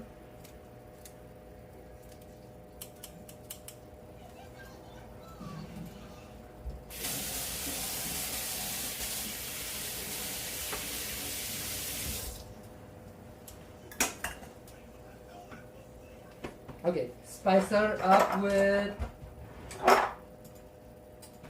salt.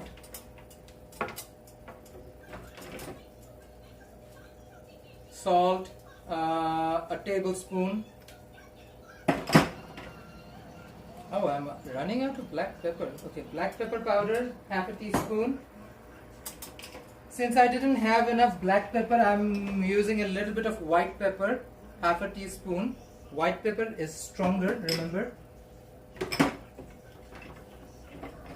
Chaat masala, 1 teaspoon. Red chili powder, 1 teaspoon. Half a teaspoon of turmeric. Cumin powder, 1 teaspoon. Coriander, half a teaspoon. And then you give it all a mix. Hello. Simple stuff. Like the onion is already wilted, so it's not going to take a lot of energy. We're just going to make sure all the spices are all mixed in. Blends well, and by the time we add the starch in this thing, she'll be ready to fry.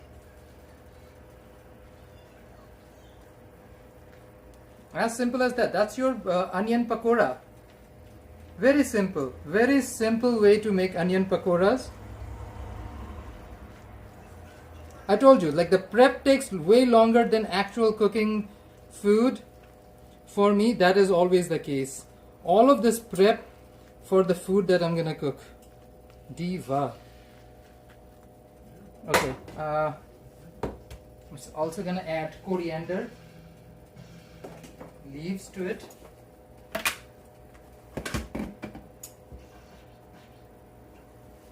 Just adds a punch of freshness to it. I don't need that much. Roughly, let's say, if you're working with like 2 full onions, just take like a half a bunch or a quarter bunch. Pretty good.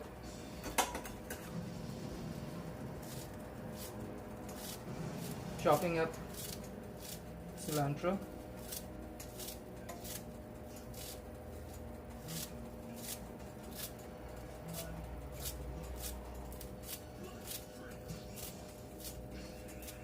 Again, this is nothing like a traditional Peyajoo. I am adding flavors that are a little different, and I am eliminating the use of flour. Sorry, not flour. Lentil. We usually always make it with red split pea lentil. Mixy, mix.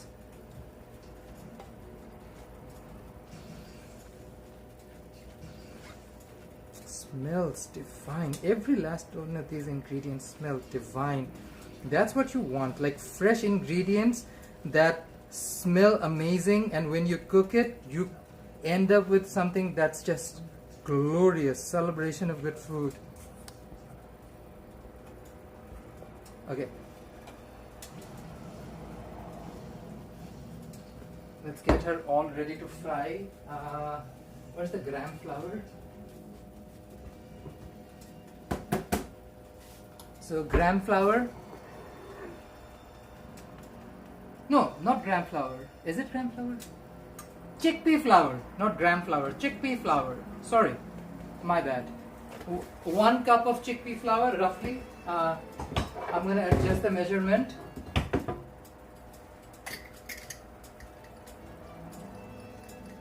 Roughly a 1/4 cup of rice flour. And 1/2 teaspoon of baking powder.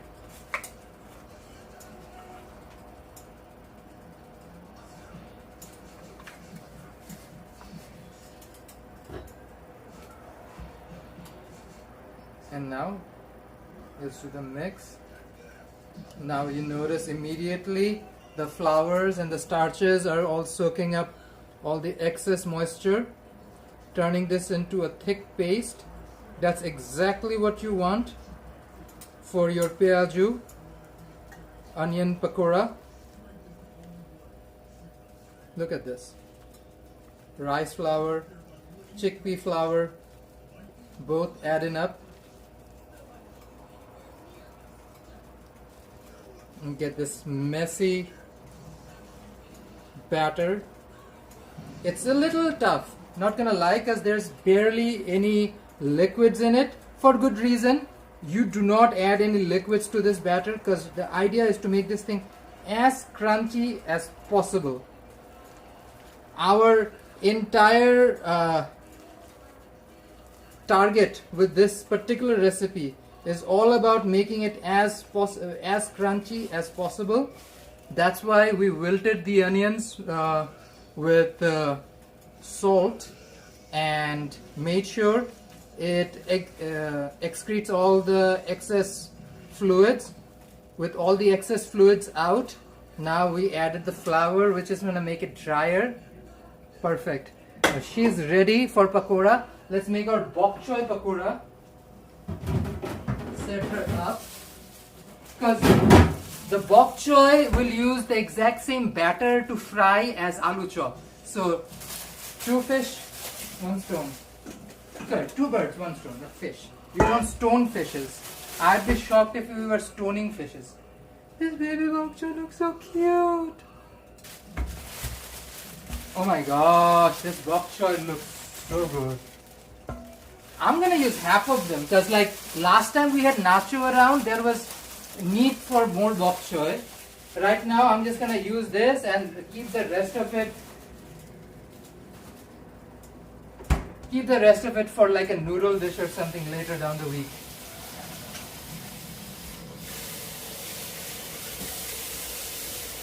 This baby Bok Choy Jerome picked up yesterday on his grocery live stream. What do you think of that Bok Choy? Pretty good. Really nice Bok That's Choy. the one thing. You do pay a little more over at TNT, but it's always fresh. Yeah, I mean, you can always go down to King's Farms and pick up something nicer, cheaper. But yeah, if you're in TNT, sure. I don't really do produce shopping at TNT, and that's my reality. Well, after going to Kim's, yeah, now I realize. Like, now my husband realizes why Asif goes to King's Farms and City Avenue Market. It's like the price difference is astounding, Diva.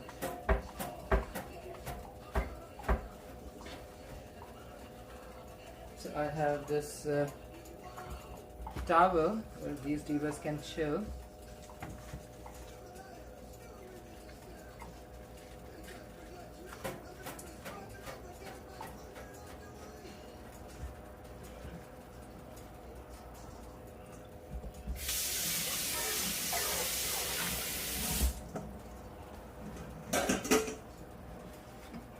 So bok choy will have a very simple processing. We will literally just slice it in the middle, and that's pretty much it. Let me show you what we're going to do with the bok choy. Literally, I'm using scissors. You can use knives as well. Look at this. Split the bok choy in half, and then just dunk it in batter and deep fry it. Nothing too much. It's very simple. It's going to take a little time to fry up. It does take a little extra bit of second to deep fry this thing, but it will be crunchy, diva. Crunchy. Look. Split the bok choy. Simple. Very easy. Very elegant. Look how like cute and fresh the bok choy is. Literally gonna fry up like tiny little trees. It's like literally frying up a tiny tree. That's what a bok choy pakora looks to me.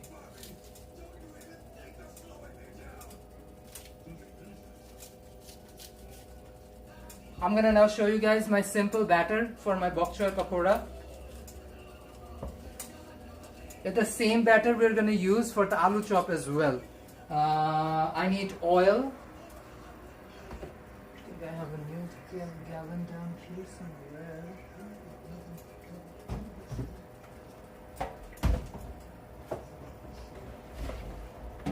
Okay.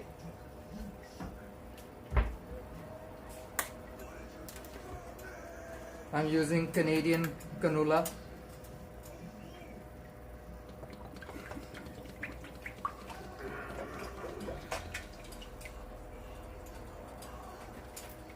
Enough oil to deep fry.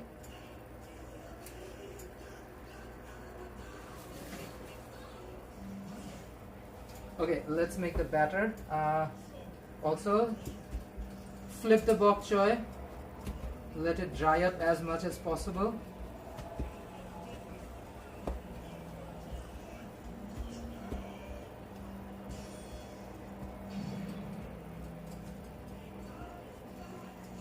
This veggie tastes so good, people. Trust me on this.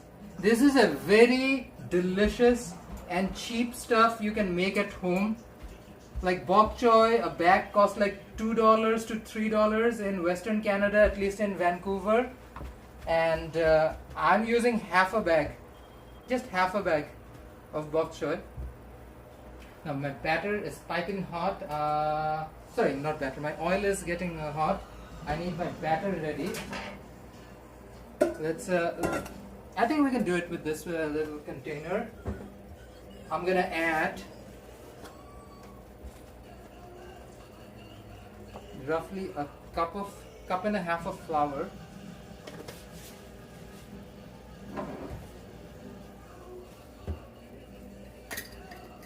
This is cornstarch. Roughly a cup. Well, a little bit more, yeah.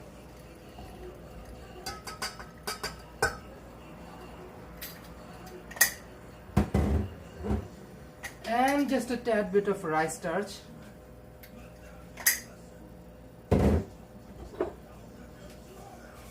And a little bit of baking powder. Now let's spice this thing. Oh, before we spice this, I need to strain it.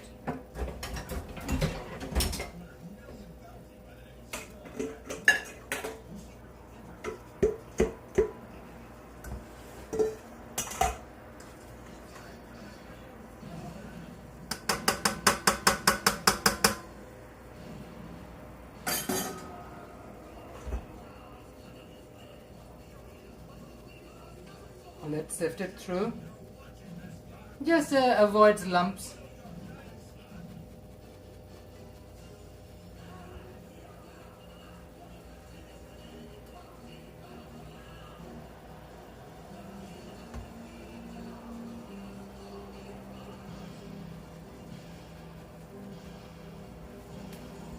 Let me help the cause with the spoonie.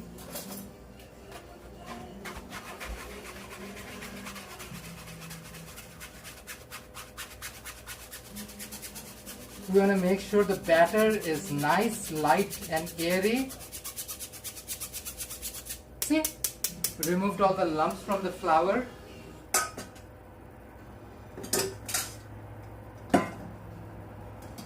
Add in the rest of ginger garlic paste. I will have a 1 tablespoon of ginger garlic. Goes in the batter.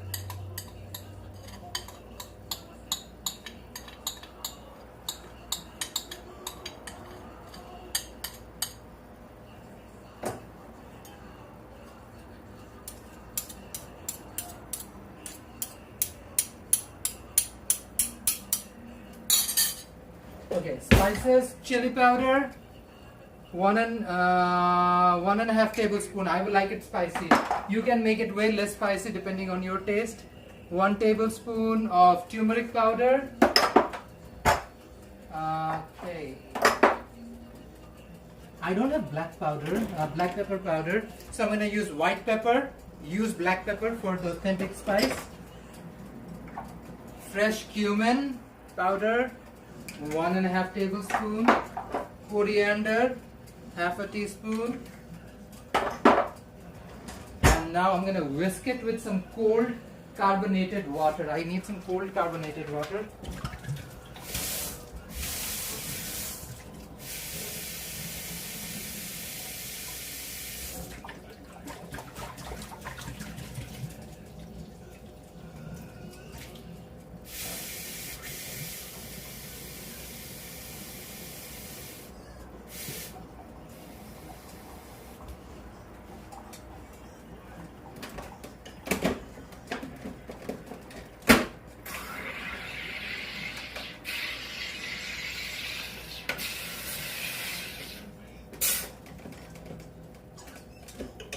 So I'm using a soda stream to make my water fizzy. Trust me when I say you want your batter water to be as cold as possible and as airy and bubbly as possible. So using cold carbonated water makes your batter nice and airy. And mix.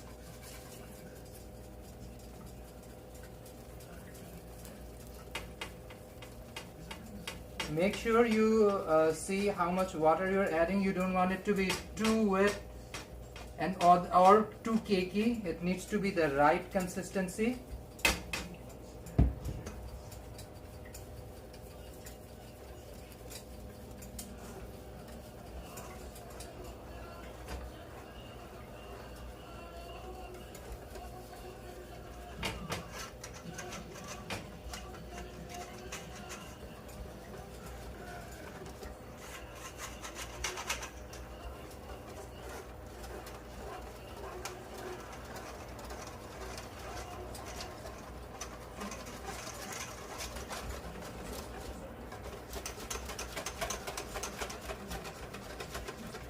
Okay, I think this is pretty good. Let's see what the texture on the batter looks like. This is the batter. This is what the texture is.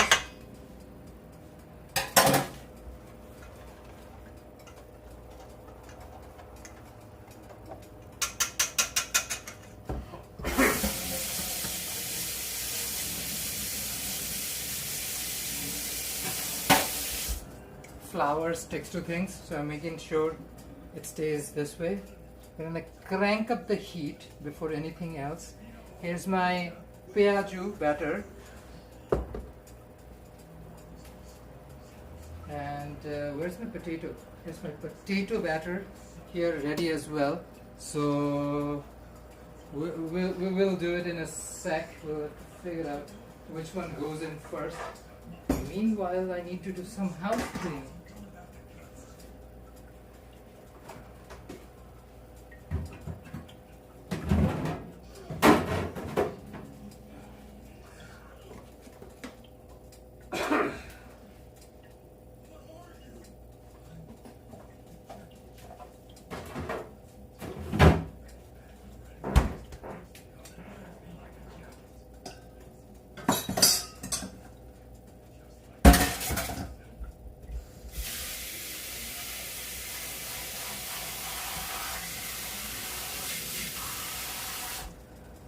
Okay.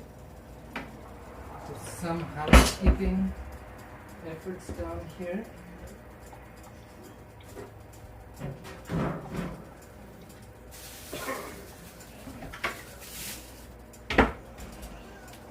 And I believe the oil is pretty hot, but there is an easy way to figure out how hot your oil is.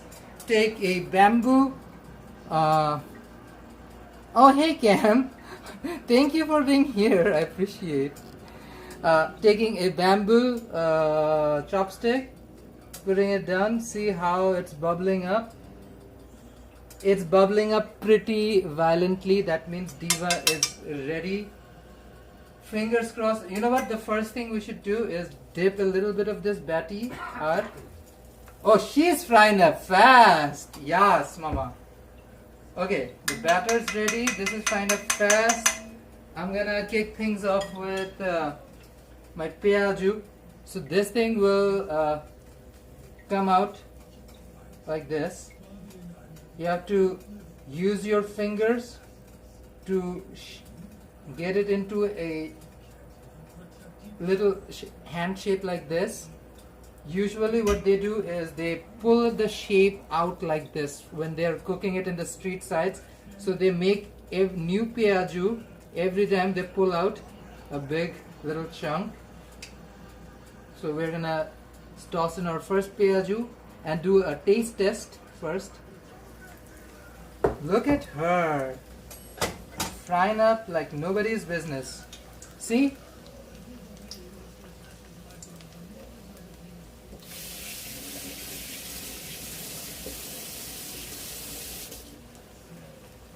After this, I'm going to show you guys like a quick chutney for this thing, and we're going to devour.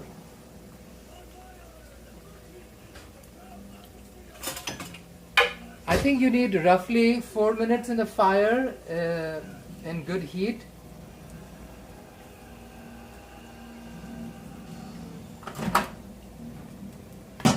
So I have a catch tray ready. So let me bring the catch tray out here, right next to where everything else is.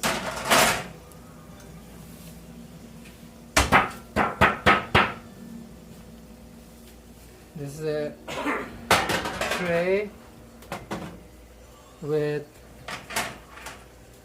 one of these, so that when I fry them up and leave them there, they're not catching any steam.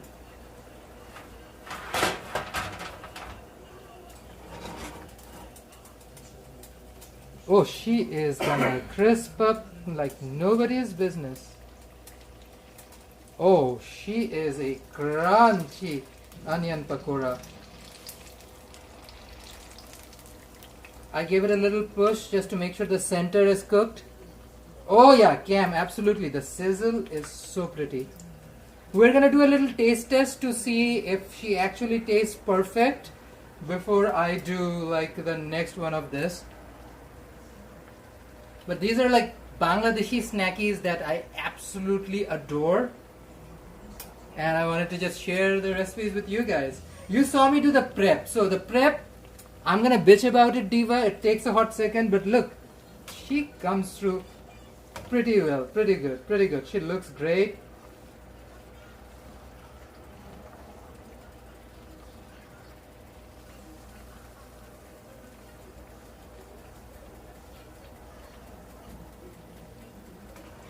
Okay, strain her up.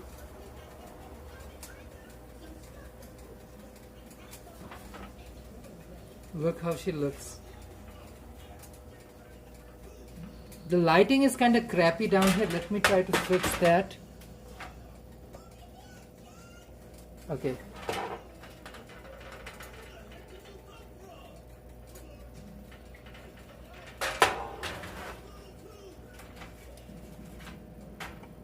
Yeah, the most healing step, absolutely, once it comes through. Oh, she is crunchy, Diva. She is crunchy, that's for sure. I'll give it a taste test in a second. Let's fry up one of the Bok Choy Pakora. Dippy dip, dippy dip.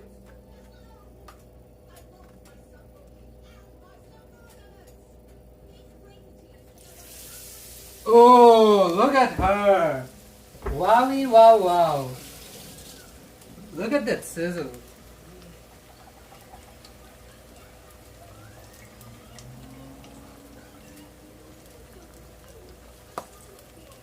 Oh.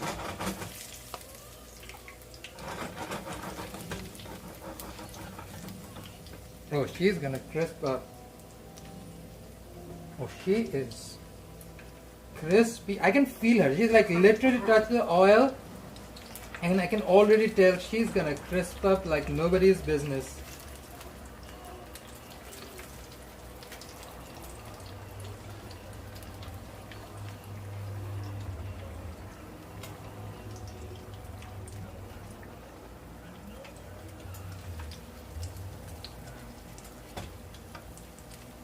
Oh yeah. Oh yeah. Meanwhile, let me try the Peyajoo for you guys and see how she turned out. Mmm. Mmm. Mmm. Pure oniony goodness. Mm.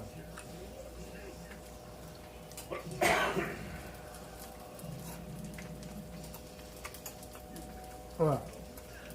Mwah. Chef's kiss. It has a crunch. On a crunch factor, I would give it a 6 out of 10.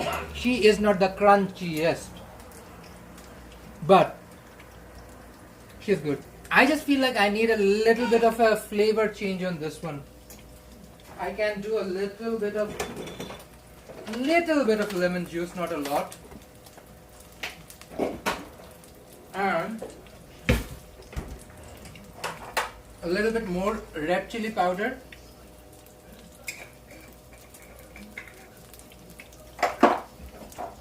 And a teensy bit of jaggery powder. Meanwhile, let's see how the pakora is turning out here. Ooh, she is gonna be a heartbreaker. This is crisping up like nobody's business. Okay, Diva, let's do the revamp of the batter. Idea is to change up the flavor. I felt that the flavor was lacking in certain areas. It's still a really nice thing, probably better than most stuff you find in restaurants, but like Diva, flavor is not somewhere I wanna like excuse and go for anything best other than the absolute best. She is crunchalicious. That thing's gonna crunch up like nobody's business.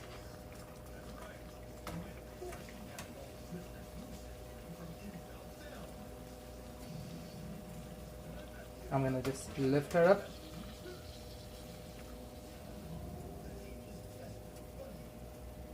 Oh, deep fried bok choy pakora. Oh, diva, best thing I've like discovered in a while.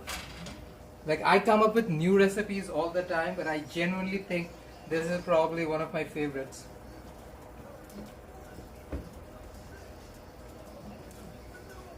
And the funny thing is, I did it in front of all of you. That was the very first time I did like bok choy. And since I was gonna do Bangladeshi snackies, I was like, let's go and do the bok choy as well. Jerome just got some fresh bok choy. You wanna make this thing a little flatty flat. You don't wanna take up too much area space. The bigger and heavier it gets, the less crunchy and less tasty it gets.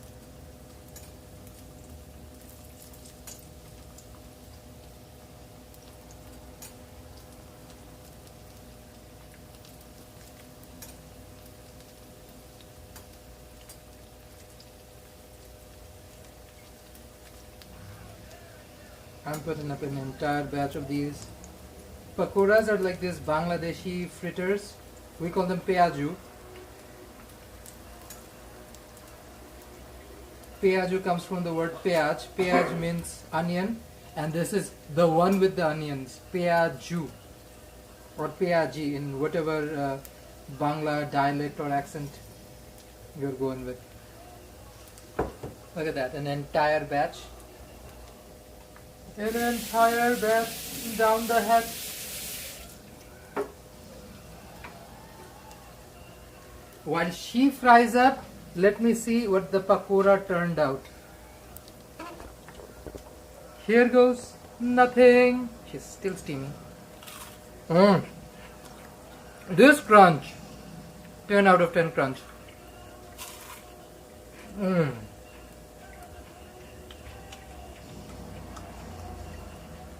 Oh yeah, that's a 10 out of 10 crunch.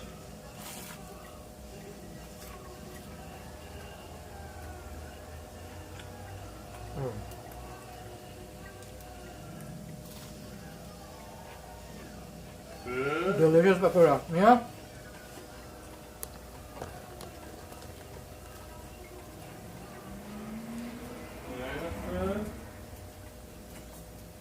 Once it's done, I was just eating the samplers. Okay. I also need to make a chutney for my husband, who sort of has a chutney addiction.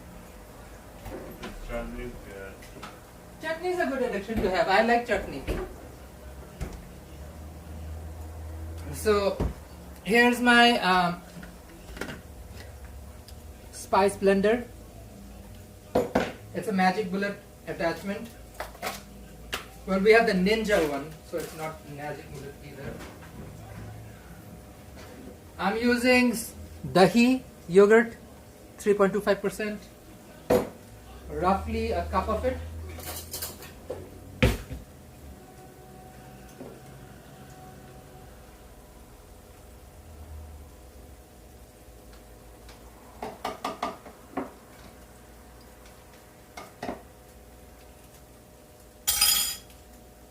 Now I'm going to add the greens.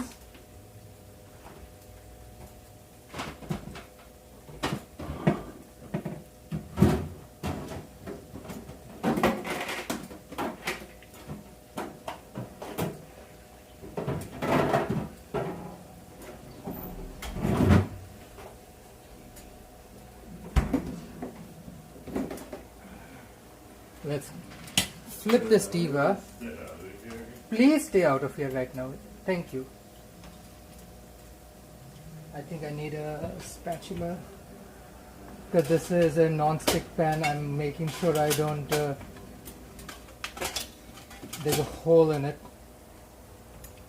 What's Cam saying? Bok Choy Pakora is like the brown version of kale chips. I mean, exactly.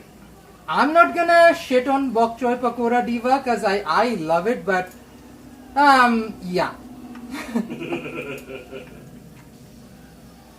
But like, it's so good though, right? Like, think of this.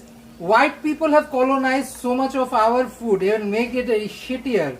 Like, they took something like a chicken curry and turned it into butter chicken, which is an insult to good chicken curry. I believe so. So, we need to restake our favorite spices and veggies, diva. Otherwise, before you know it, they'll all be anglicized. Imagine the day they have artisanal shingara and puri from a shop because somebody decided to. Jesus Christ. 2 pieces of whole chili. I dropped one. Okay. Green chili. 1 or 2 or none if you can't handle heat.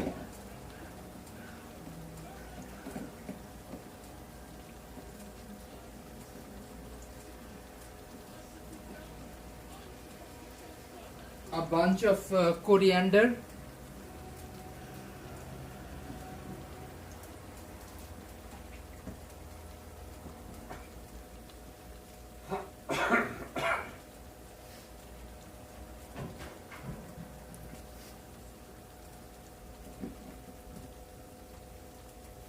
Oh wow, I didn't realize I was going to use up that much coriander, but I did. I'm happy. I'm happy I did because like sometimes we don't use ingredients, they go bad, I have to toss them out. That's the worst feeling. 1 bunch of mint, fresh mint.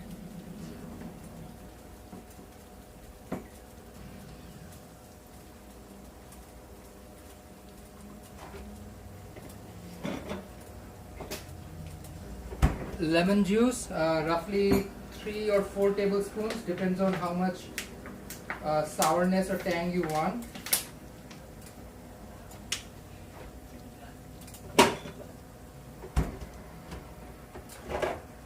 Sambal chili paste, 1 tablespoon.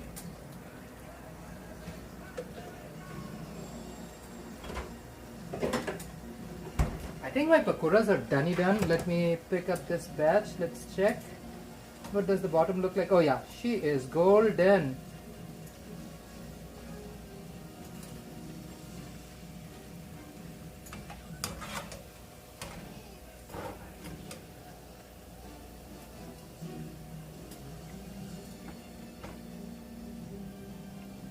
Hey Ziggy, how's it going? Welcome, welcome. Diva making Bangladeshi snackies. Welcome. I'm just making a chutney over there. Yeah, welcome Diva. So, I'm brown but I prefer having ketchup with pakoras. Nick, we are not gonna judge you. No, it's fine. Nick, tell me one thing. Were you born and raised in British Columbia or in Canada? No, I want to know. I mean, there is a thing about upbringing versus your environment. How much has the environment affected Nick? Salt on our dippy dip. Very true, White pepper powder, half a teaspoon. No, nothing wrong with it. I'm just curious to know. Yeah, Nick is born and raised. So, Nick, you are brown, but you are born here. Something about being born here that has this immediate connection to ketchup. It's a very Canadian thing, and I get it, and I love it. I'm one of those rare Bangladeshis who love ketchup a lot. I really do. But I don't use it on my cooking as much because I prefer it just as a condiment. I don't think of ketchup as an ingredient. I think of ketchup more as a condiment. This is chaat masala, roughly 1.5 tablespoon. And this is jaggery gur.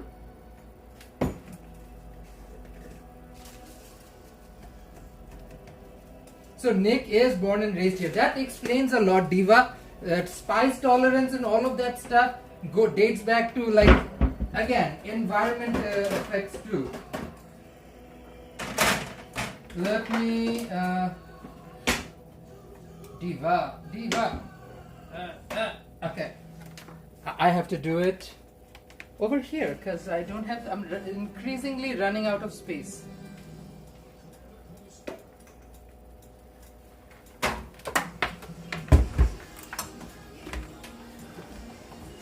I want to make sure I have stuff ready for Jerome, so that when Jerome's going out, he has something he can eat. The pakoras especially.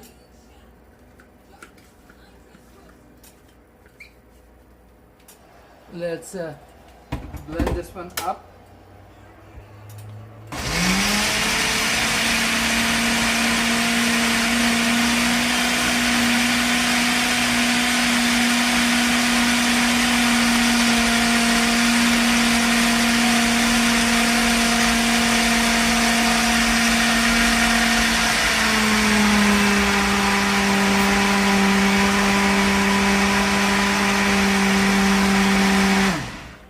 Okay, taste test time.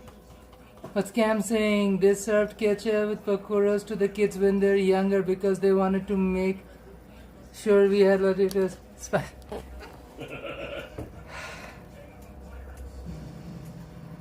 Diva. What can I say? What can I do? It is what it is. For me, ketchup is for eggs and French fries. Christine, similar. Ketchup. What do I eat with ketchup? Hash brown. I need ketchup. I prefer ketchup. What else do I like? Fries for sure. Depends on the dish. Ketchup is when I want tang, sweetness, and lack of like an overwhelming spice, if that makes any sense. When I want that spicy bite, I would probably prefer something like a sriracha, or maybe even like go for like a South Asian style sauce. Jerome loves my chutney. Like, we stopped using regular condiments and started using chutney at home. He loves the chutney. Let's do a taste test of my chutney. Yes, I'm coming. Oh, ho, ho. Pink salt. She lacks pink salt. Pink salt will make her perfect. I have pink salt.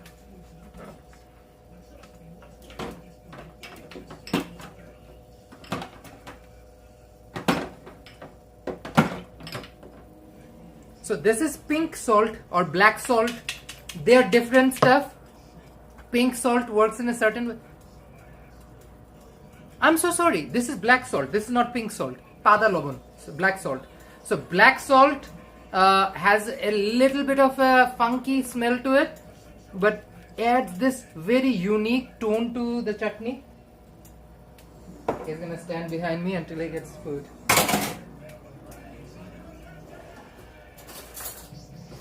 Let me add the chutney and the salty salt.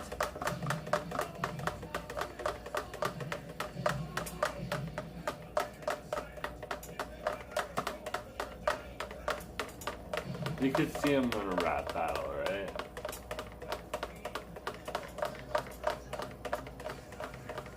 Husbands. Hello. The chutney for me. You eat chutney?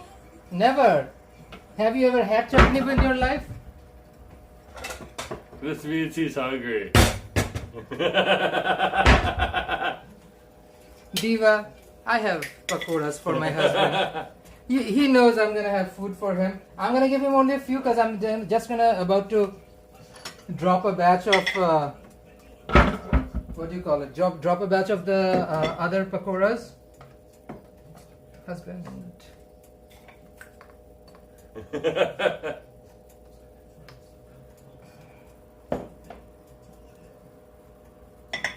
Here's a serving of pakoras with green chutney for husband.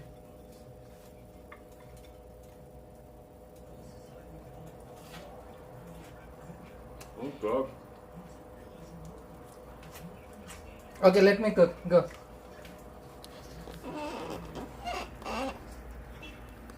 Okay, Diva. Now do we have sort of had an idea of what it tastes like? Pretty good. We adjusted the flavor profiles to match what I want out of it. Now it's time to deeply fry the rest of it. Okay. This is my batter. Oh, look at this tiny baby. Oh, look at this baby Bok Choy. Oh, you're so cutie patootie, Bok Choy. Cutie patootie. I'm gonna devour you, baby Bok Choy.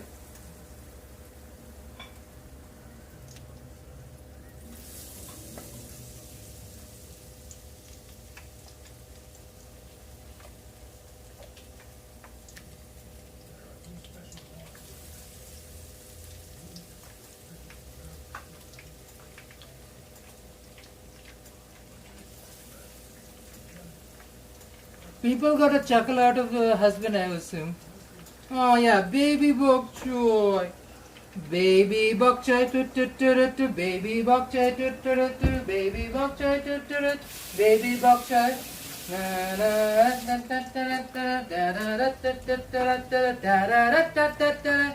Baby Bok Choy. Okay, Diva. Let's store up the rest of the chutney for later. And this is my homemade condiment that we're gonna devour for the next 3 days. I think that's the best shelf life for it.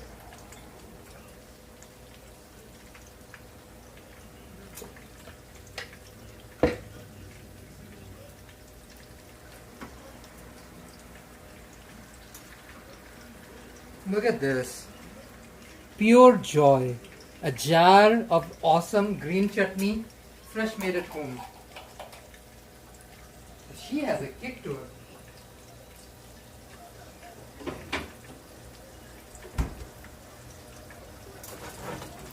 Let's move things along.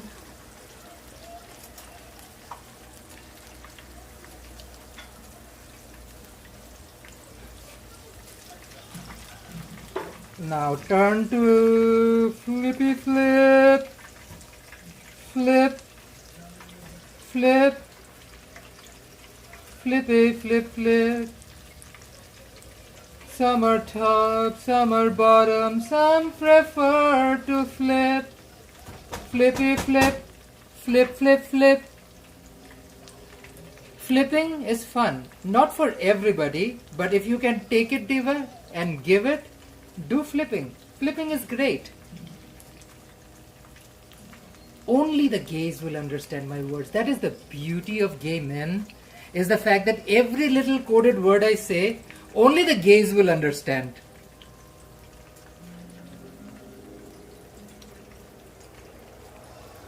That's the beauty of being us. Only our drama and our terminology that only we will understand. Flip, flip, flip, flip, flip, flippity flip.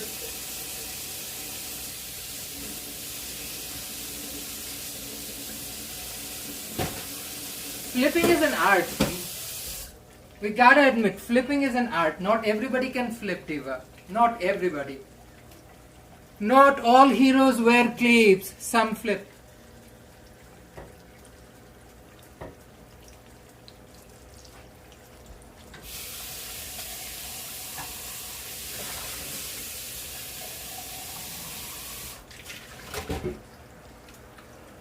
See, this is why I love the gays.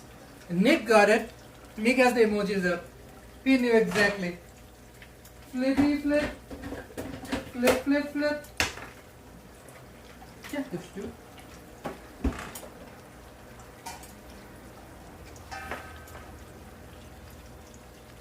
Diva, they are not golden just yet. This is like a super high temperature. Well, as high as my condo's stove allows me to. Nothing wrong with going high as long as you're responsible, Diva. But yes, I would love to have them nice and golden. More than golden, we're going to make sure this is properly cooked. That's the key. Because like I want to get the baby bok choy out of the way, make a few aloo chop as well, so that Jerome has some food. It's been a hot second since I started cooking.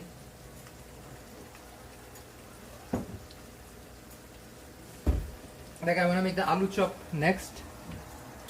Aloo chop, we will get these shapy shapes and then we'll just make a little chop with hands, dunk it in batter. You're good to go.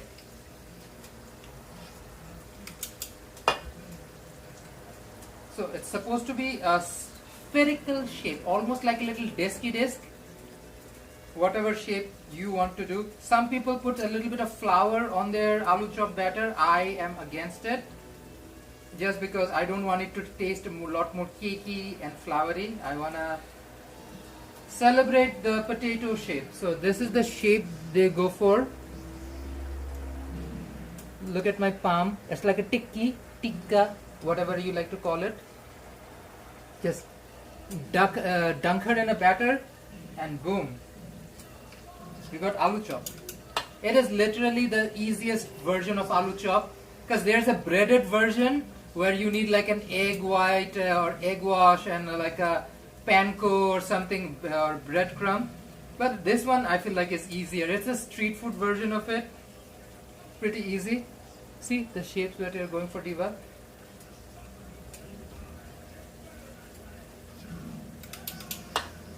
Flip it, flip, flip, flip it, flip, flip, flip, flip, flip, flip it, flip. Do a flipper, do a leaper. Flippy, flippy, flop, flip, flip.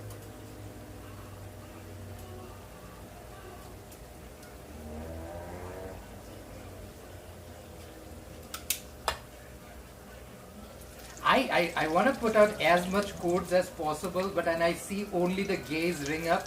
I've started to do it a while ago, but I love the fact that only gay men are the ones who pick up on all the gay quotes that I throw in once in a while. That just tells you about a community. Gay codes? What? I know. When I say the word flip, I say toppy, bottomy, all are great. Flippy deserves respect, Diva.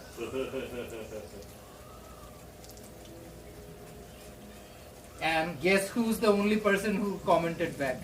Nick. Obviously.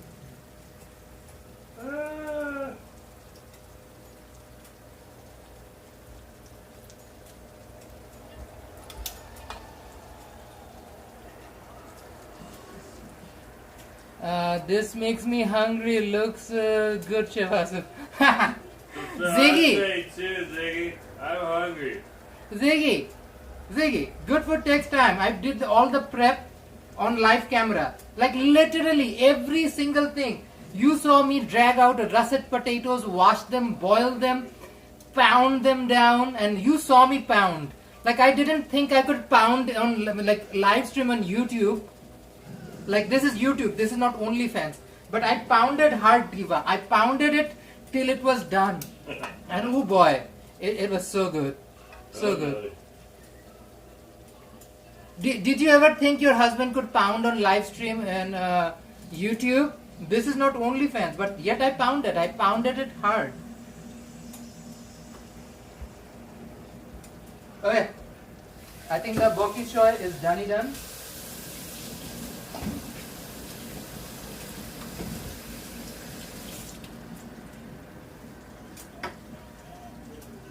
I want to be done with her and do the aloo chop next. She still needs a little bit time. So Diva, the longer you give her, she crisps up. She has a lot of rice flour in her as well, beyond like gram flour, chickpea flour and potato starch. Ziggy, some can say that. This is my potato batter, and some can say I went to towny with her. But look at the result.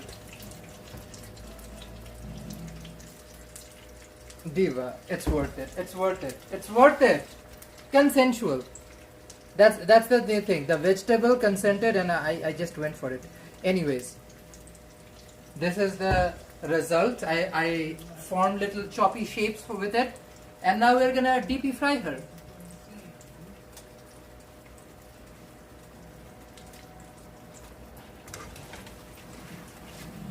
Oh!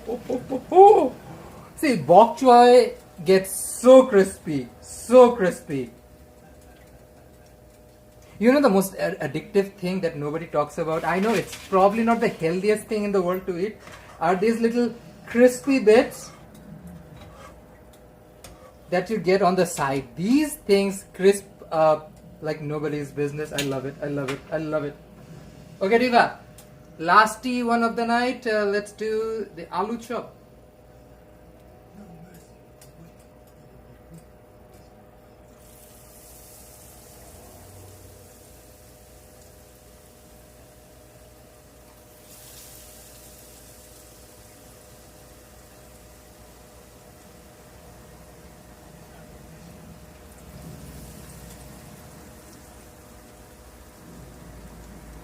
She might be a little too big for a regular aloo chop size. Aloo chop is, yeah, I have been a little generous on the size.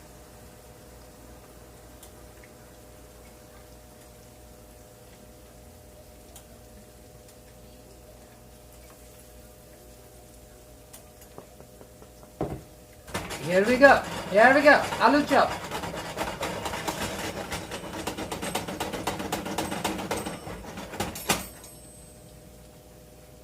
She's gonna get so crispy.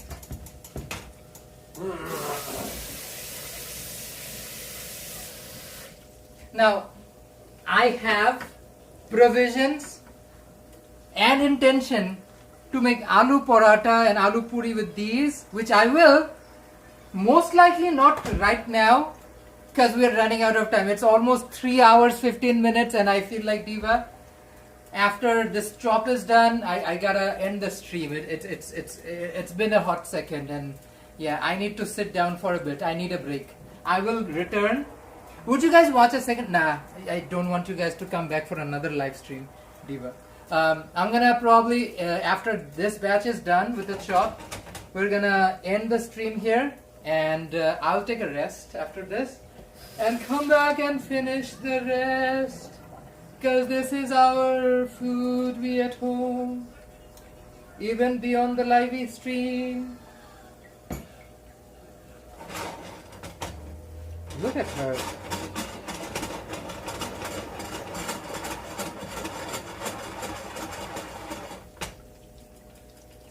Like, these crisps are crunchy.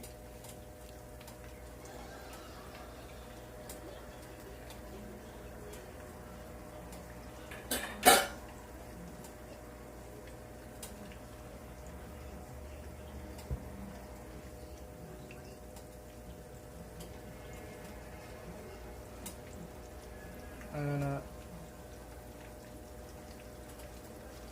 increase sovereignty of these aloo chops. Make sure they're independent and not codependent. Okay.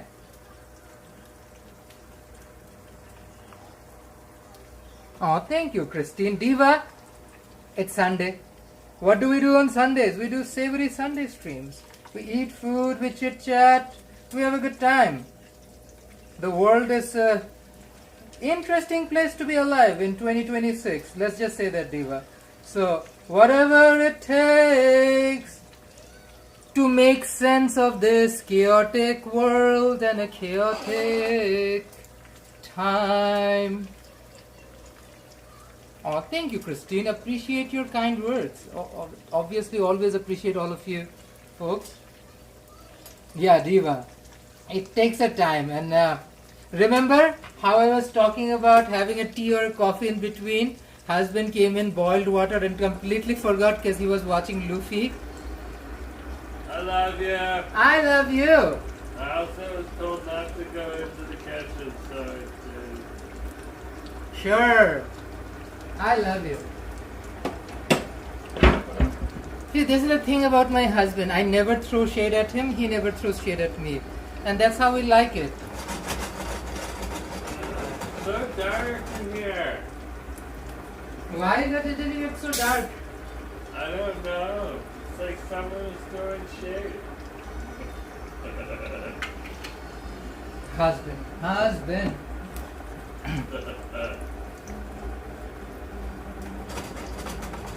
Oh, this is gonna crisp up really nice.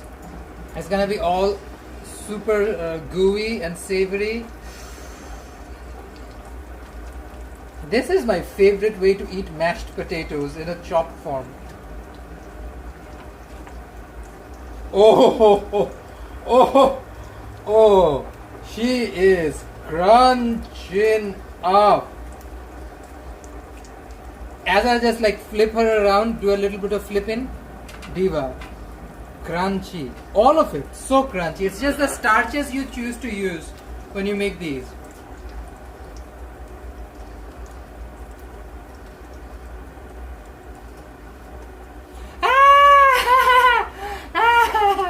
I'll let Jerome answer that.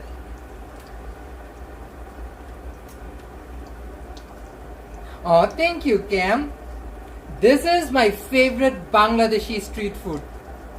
More than shingara, more than aloo puri, more than peyajoo. And I made peyajoo today, and I'm gonna make aloo puri later. But like aloo chop is my favorite. Aloo, like, how many of you guys watching this live stream know Sasha Colby? Raise your hands, because I really need to know how many real people are in here. Because although Jerome keeps going in and out of the kitchen like a kid.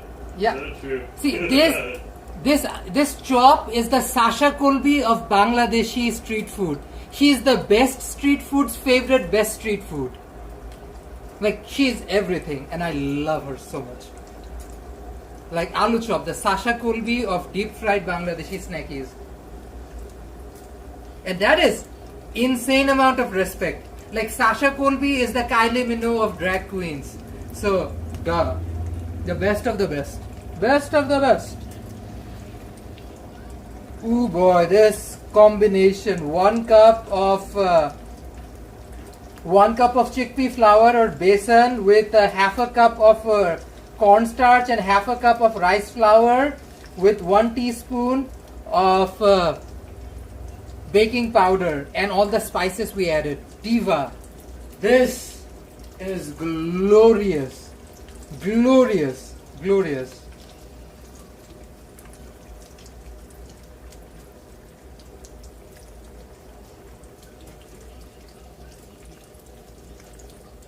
By the way, I'm going to show you guys how to make a very traditional Bangladeshi breakfast dish and a dessert called bundi, made with the exact same ingredient, chickpea flour, but it's a sweet dessert, really sugary, but that's like a classic Bangladeshi breakfast thing.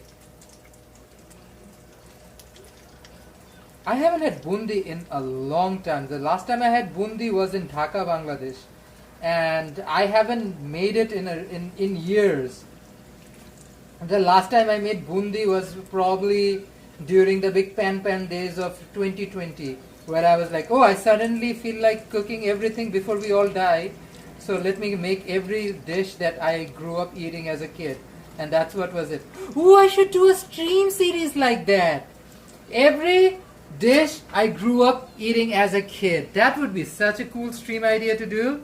Because like, I grew up eating Bangladeshi food all my life, and I love and respect all good food from around the world. There's something about Bangladeshi food that is unparalleled. Unparalleled. And also, like country and culture wise, we're so unique. Look at the old I just saw the scene. Ah! My husband is gagging at One Piece Diva. Is him just enjoying himself. He's not. Also just what Nacho said too, which is hilarious. Nacho is an observant person. He doesn't say a lot, but whatever he says makes sense.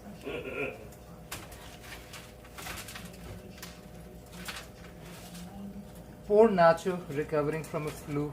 We're sending him. Shout out to Nacho. Shout out to Susie. Yeah. Shout out to Nacho and Susie. Shout out to Bacon. Sir Christopher Bacon III. Oh yeah, that's the one who runs the family. It's the dog father. The parents are always secondary when it comes to the offsprings. Okay, I'm gonna put this next batch in, and then I'm gonna ask husband to come in and review the entire platter. Diva, Good. this is such a good batter. Look how she crisps up. Oh, see the sizzle. See the sizzle.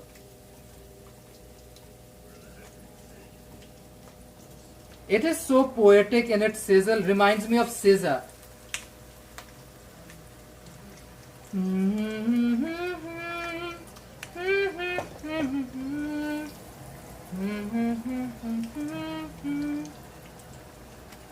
I love SZA. SZA's music is so good.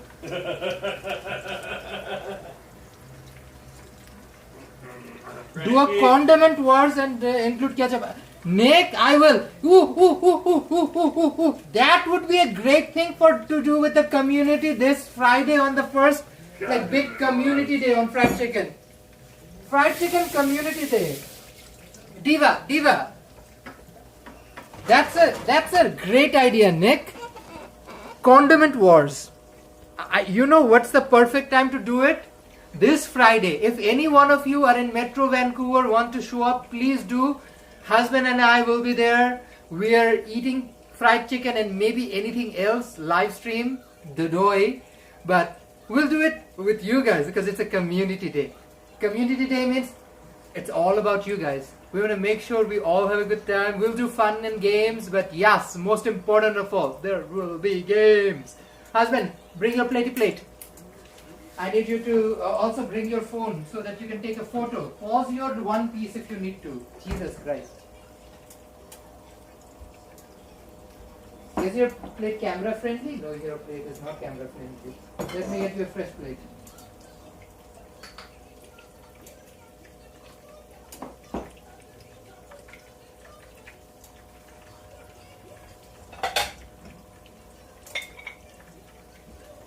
I have aloo chop.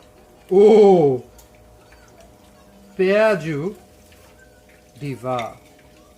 With this fur. Yeah, and I have Bok Choy Pakora for Jerome. Let me plate it all up so that people can see what's what. Making sure we can also get a nice little snapshot. Exactly, Chick Center. Exactly. And thank you, Sebastian. Aw, thank you so much. Diva, we're doing a community day in Vancouver this Friday. If you are in Metro Vancouver area, come up, show up.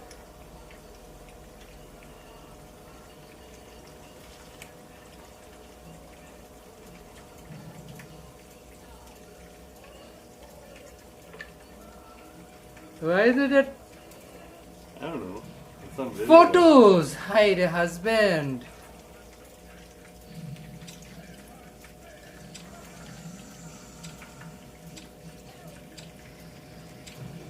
Okay, eat it for the people. Give them what they're waiting for.